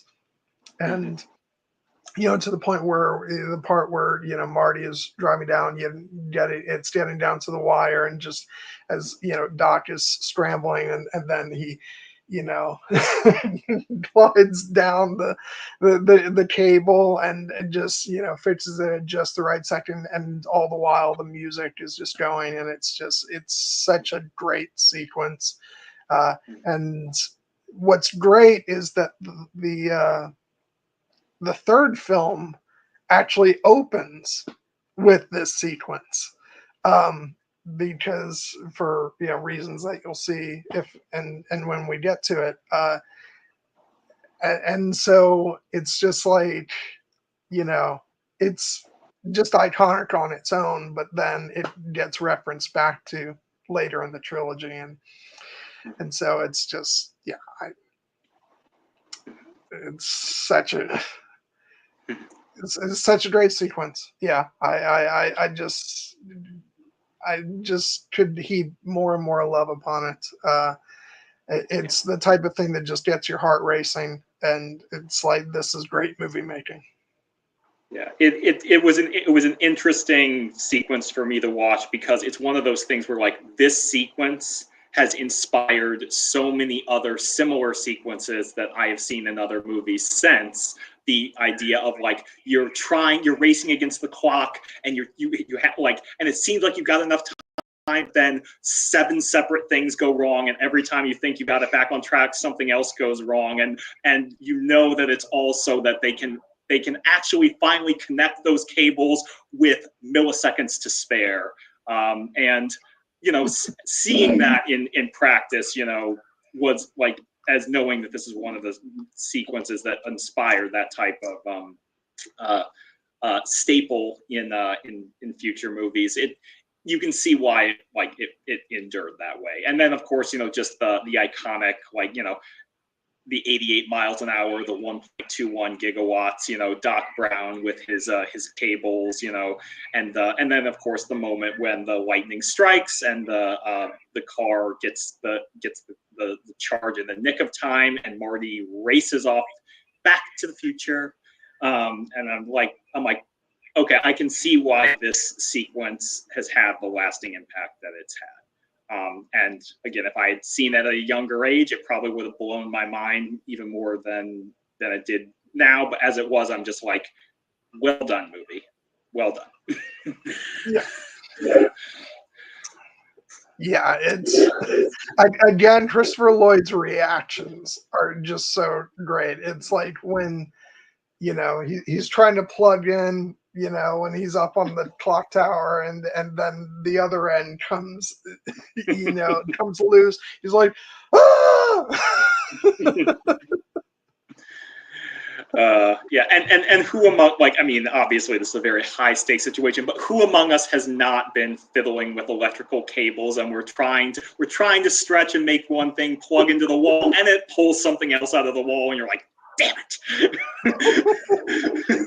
But in that case, the fate of the future does not rest on these decisions, but it's funny because it's related.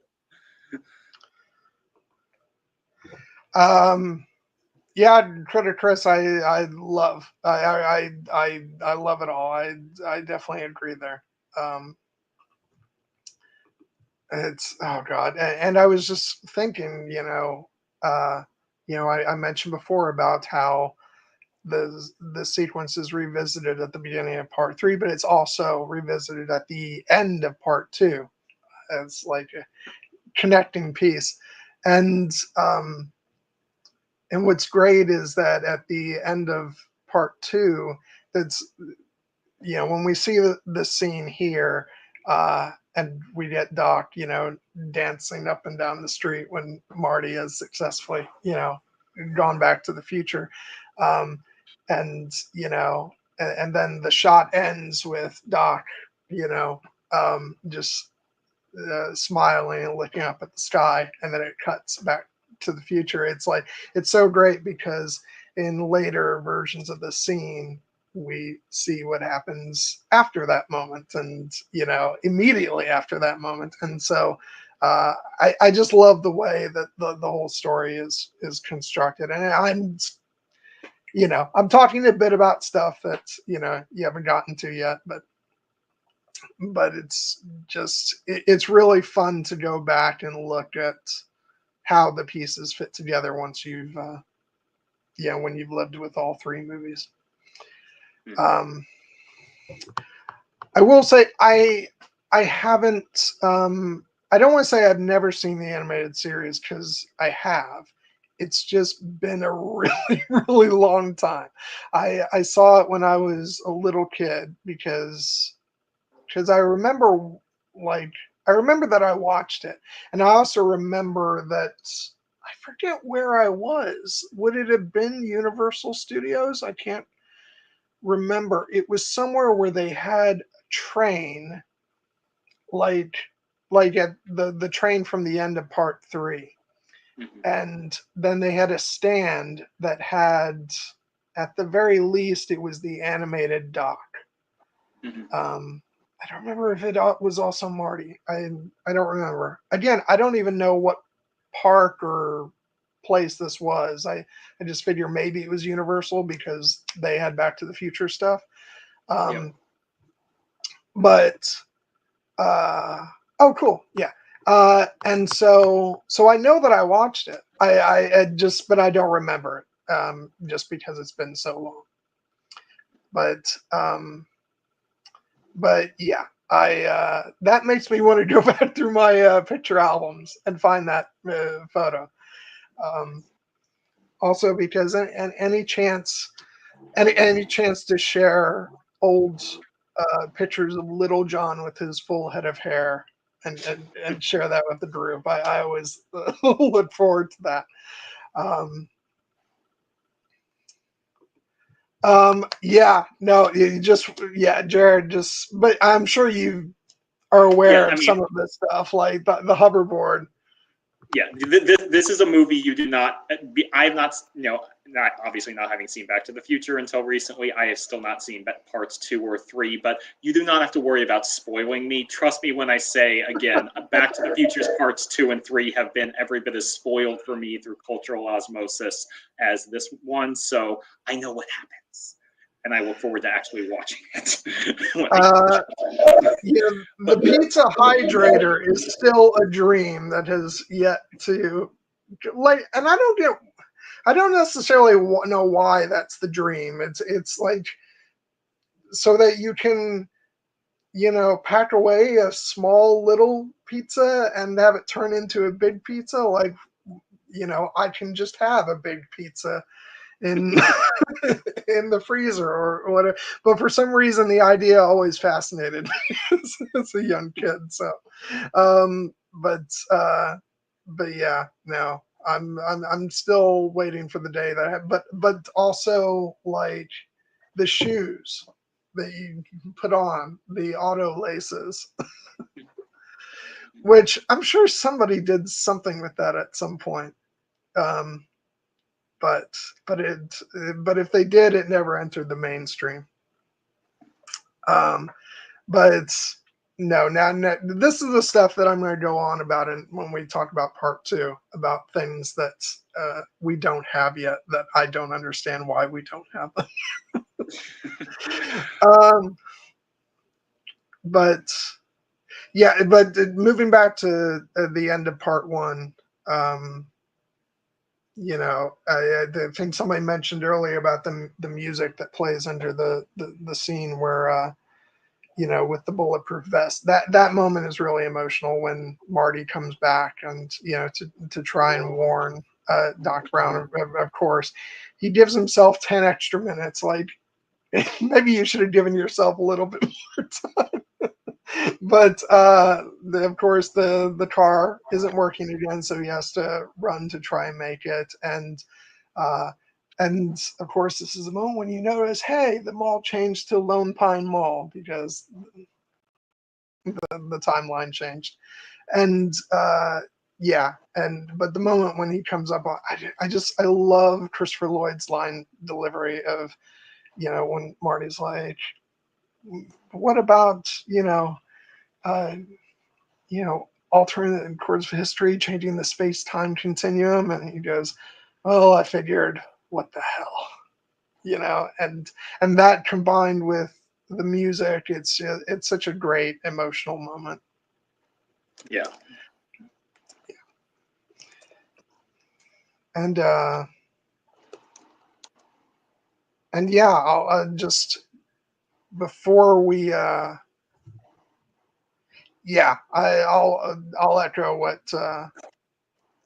yeah, I'll echo what Jared's saying. I like Jared hasn't seen the sequels yet, and hell, even before he saw this one just recently, you still could have talked spoilers for all the Yeah. movies, and he would have been fine because because he as we discussed, just through cultural osmosis, it's knowing about these movies is unavoidable. Yeah. And even if I had, spoilers never ruin my enjoyment of any well-crafted story. So I, talk about the second and third movies. Trust me, I've heard about them before. But we'll get there. See, but that's where we differ. I'm definitely one of those spoiler phobic people, where I'm like, Yeah, don't tell me anything.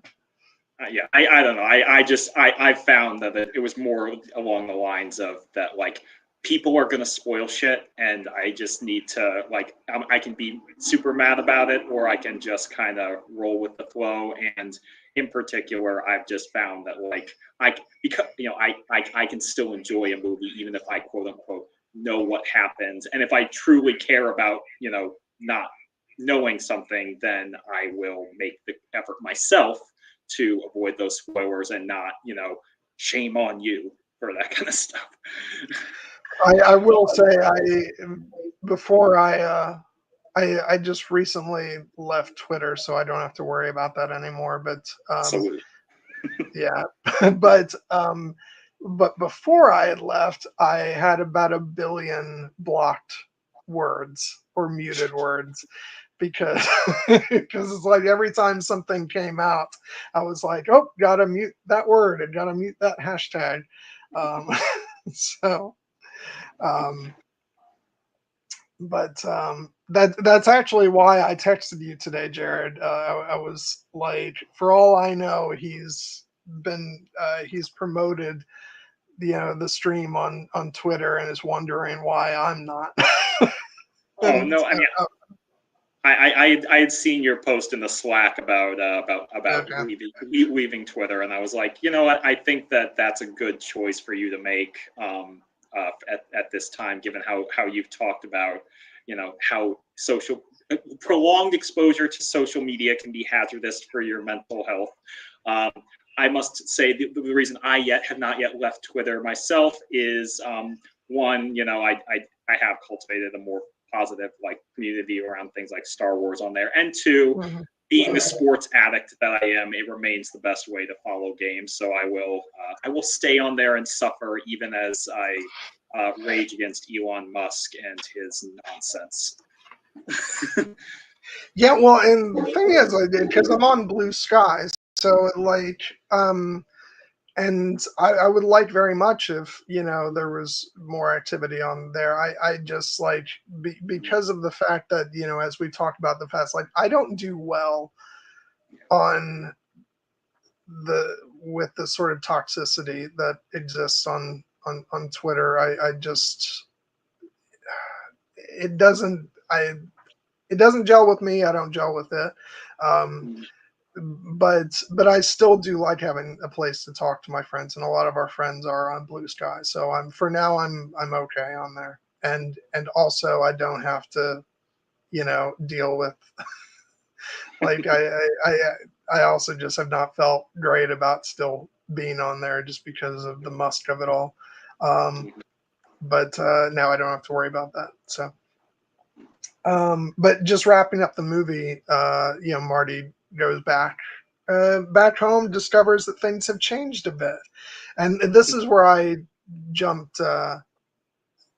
This is where I talked earlier about joking about if you want to take a more serious make a more serious like dissection of this movie and its time travel rules like there's a couple ways to read the end of this movie. One of them is not so great, but again, like that's not what this movie is doing. It's and in the spirit of what the story it's trying to tell us, that this is what Marty's family was always meant to be, and this is that this was his father who actually was able to believe in himself and pursue the things that he was interested in, and uh, for George and Lorraine to have like a healthy marriage, and to be together for better reasons,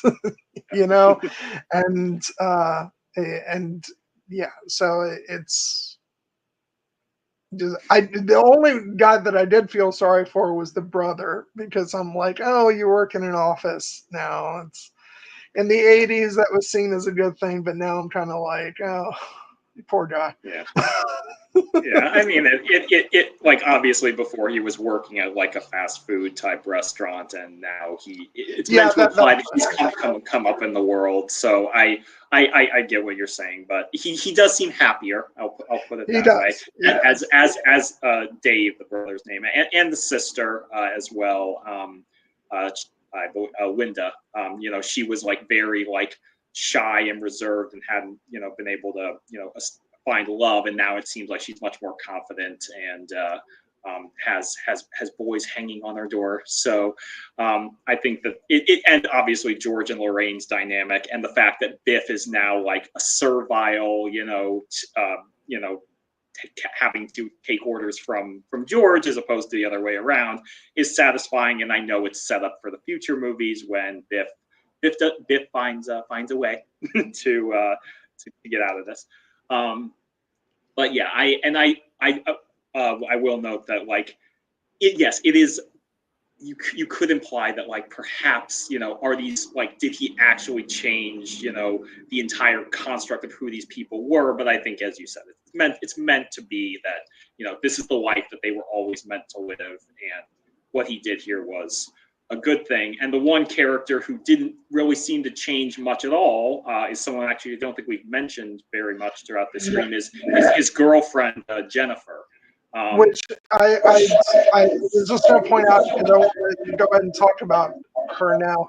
I will say that I feel like we're going to be able to talk a lot more about her in our part 2 discussion when we get to it, because she's much more a part of the actual like plot of that film. So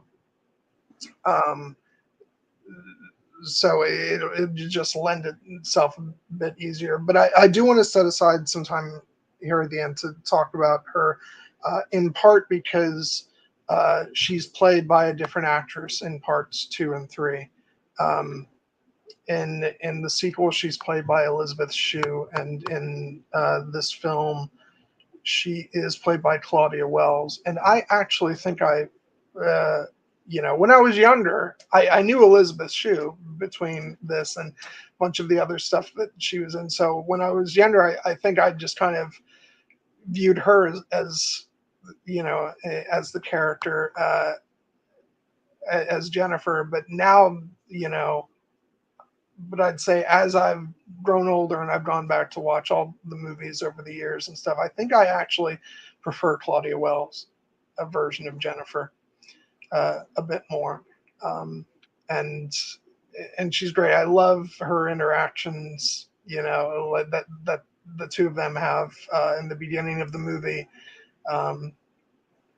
And just, her trying to, inspire him to have confidence about his music and stuff. And, and then of course this whole scene at the end is very like iconic when, she comes, up to him and says, "How about a ride, mister?" And then the whole scene with Doc when he arrives. And, but yeah, no, I think I did,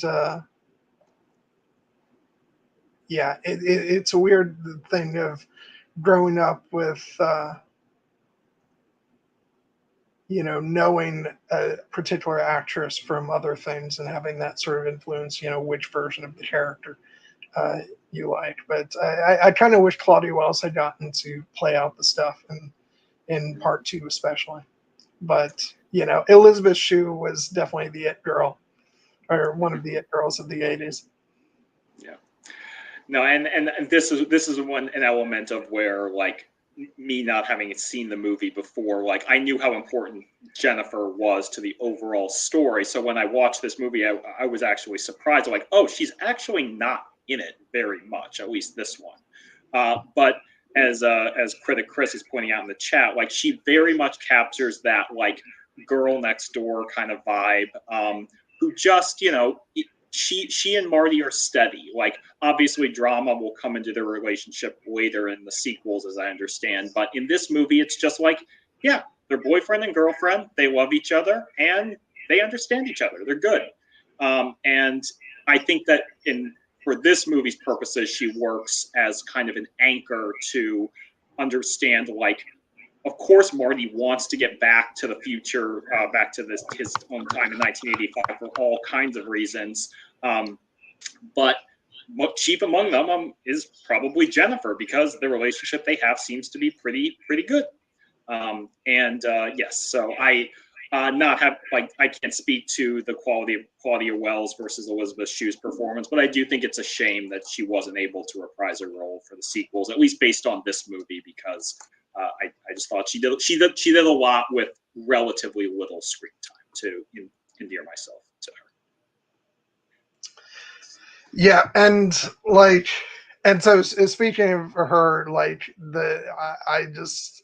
I always love this final scene when when Doc comes back from the future, because it immediately gets you primed and ready for part two, which I've always loved the whole opening act of part two, because when you were a kid, it's like that's when they go to the future, and and even though Back to the Future means back to Marty's time, the word future is in the title. And so it's like the part two is where we get to really see them actually go into the quote unquote future, and this whole sequence at the end is a great tee up for that. Even though and we'll talk about this on that discussion, but the idea of going to the future to change something is itself doesn't make a whole lot of sense, because it's like you could just change things in the present. But again, like talking about, that's not the vibe of these movies. The idea is that these movies are fun, and so you shouldn't really necessarily think too hard about the science of it all. And so I've always loved that aspect of part two. But And critic Chris had brought up there in the chat earlier, asking us how would you two react if you saw yourselves in the past? And I would say, based on the events of this movie, I would probably run far away, because I would be terrified of changing things for the worse in the future and potentially erasing myself from existence. But if I could do it safely, I might, I might try to slip myself a subtle hint or two about certain things, like, hey, that girl you liked in high school, maybe ask her out a little bit earlier. That kind of thing. Yeah, I have a couple of little Post-it notes that I would write out, like, don't do this on this day. Yeah, or, exactly. Or this might be a wise thing for you to do, and or how about the big one? Don't stay at home for college. Go away to film school. Yeah, that would probably be the big one. But yeah, no, it's actually seeing myself in the past. I'd be like, you poor son of a bitch. But I'd probably hide from myself, just because I wouldn't want him to see me without hair. And be like, that's something I just don't want to burden my past self with.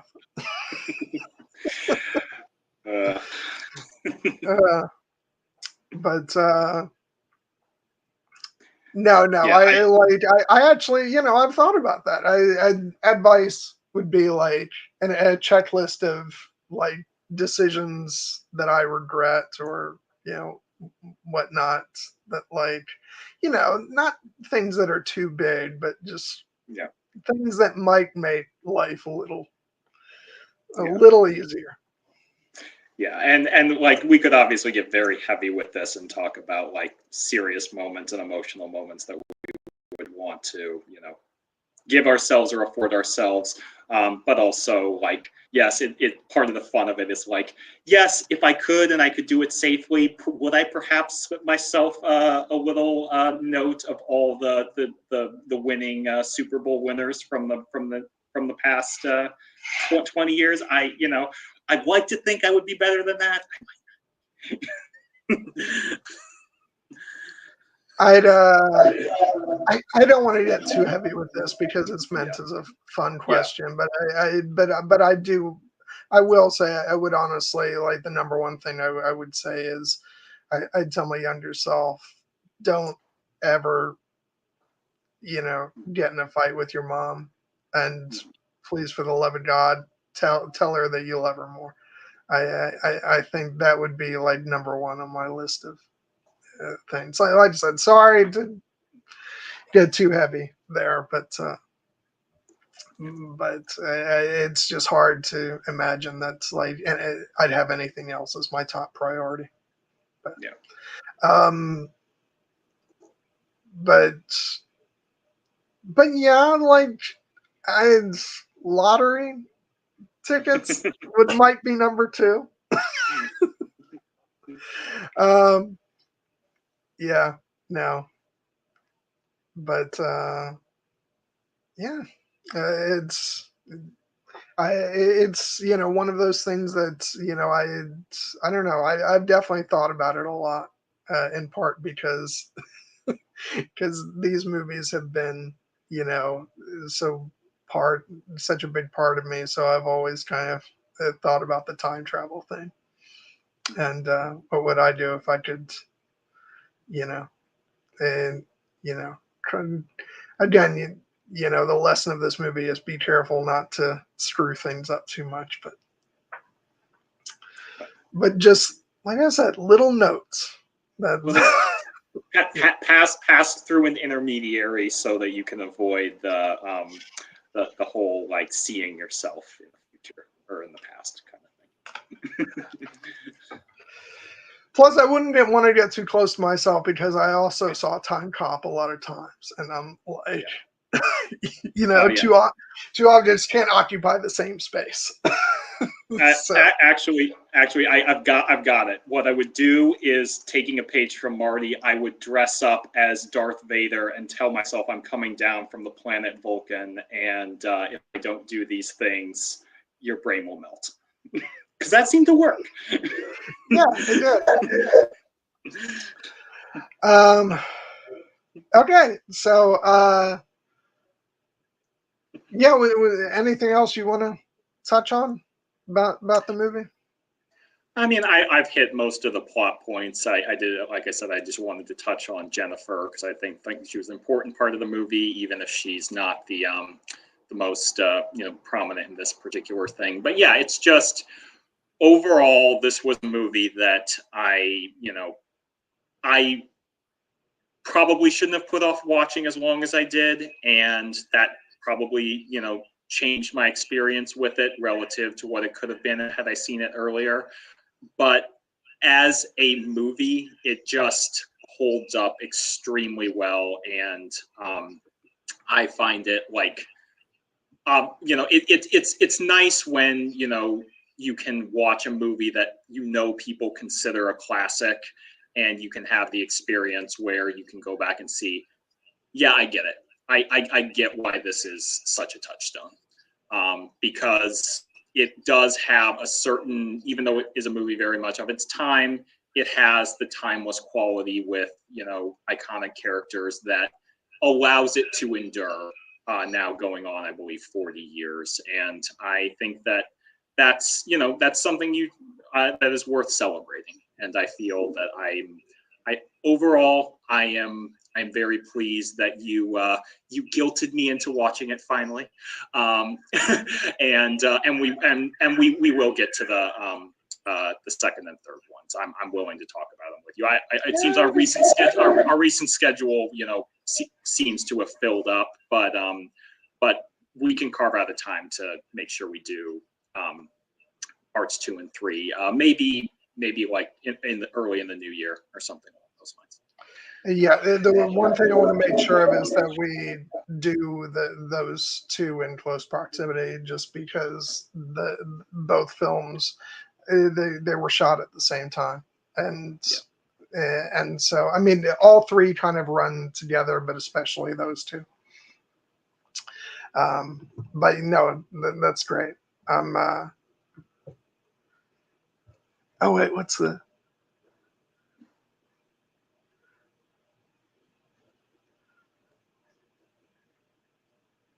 No, I just saw a Rick and Morty reference, and like, and just because like talk about things that have taken from Back to the Future, like Rick and Morty basically are like an insane version of Doc and Marty, which I think is probably why I enjoy that show so much. But it's like you talk about like Doc is like he's ultimately harmless, you know. Yeah.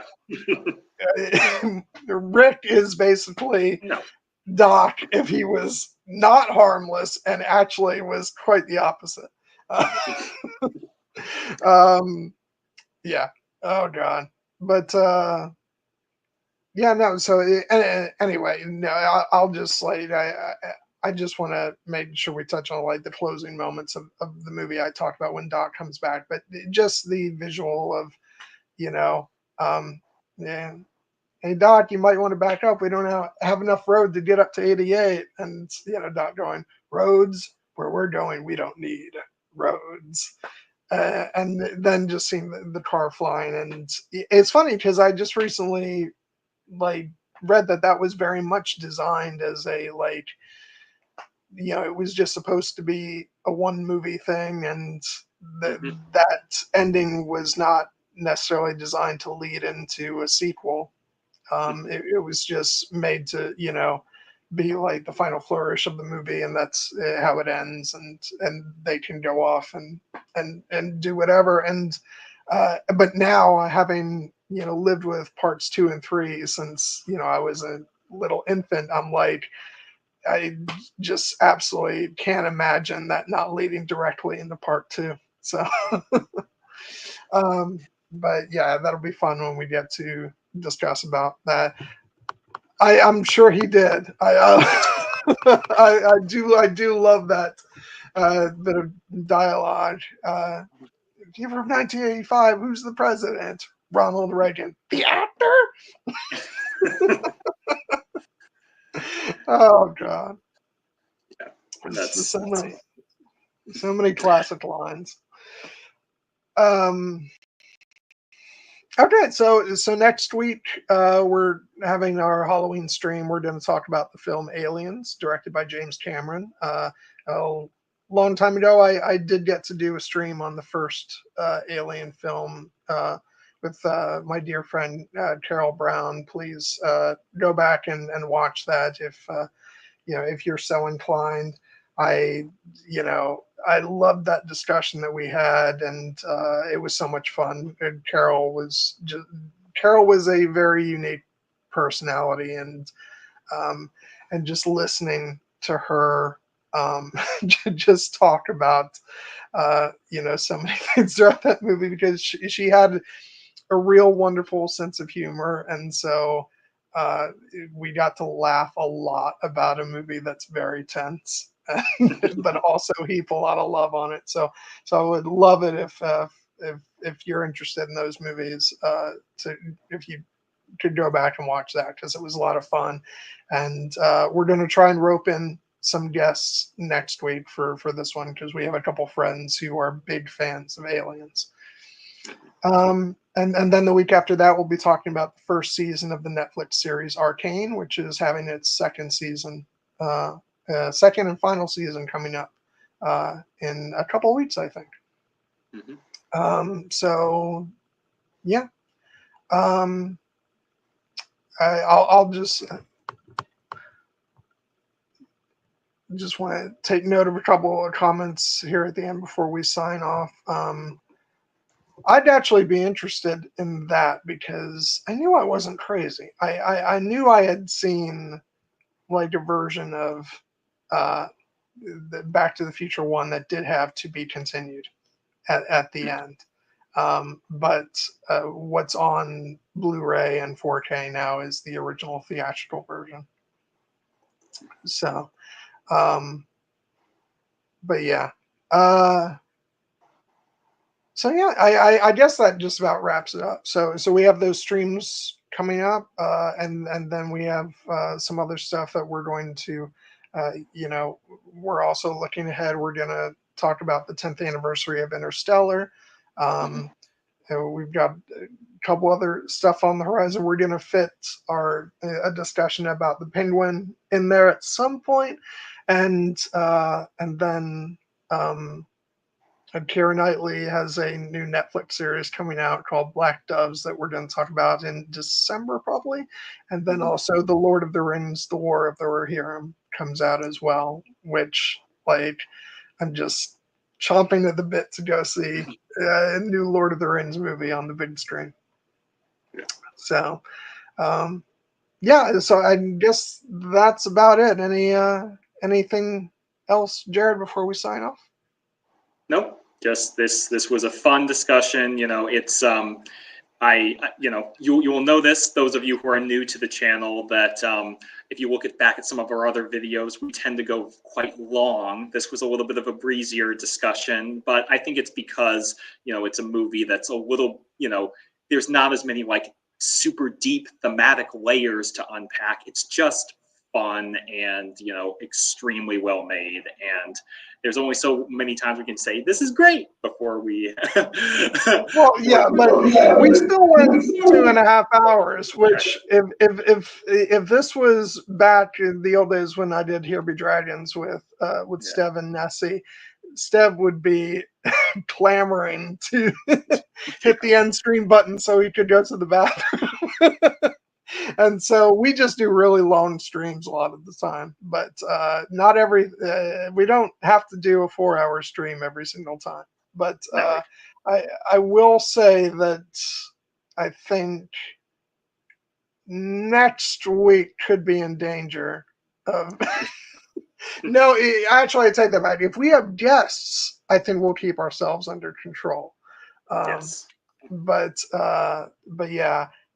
And Arcane could be dangerous, just because that's an entire season of television. And oh dear God, when we get to Interstellar, our Christopher Nolan streams are notorious. Yeah. We as I've said before, we go long when we're talking about Star Wars, Keira Knightley, Christopher Nolan, and Lord of the Rings. Those are the big four that you got to watch yourself. But fortunately, John and I have bladders of steel, so we managed to make it through. Anyway, thank you everyone who tuned in. I was delighted to see some new faces. If you guys weren't completely irritated with us by the end of this, please subscribe to the channel and take a look at some of the other stuff that we've talked about in the past. And hope to see you back again at some point in the future. But so hope you all have a wonderful night, and we'll see you next week. Bye. Take care.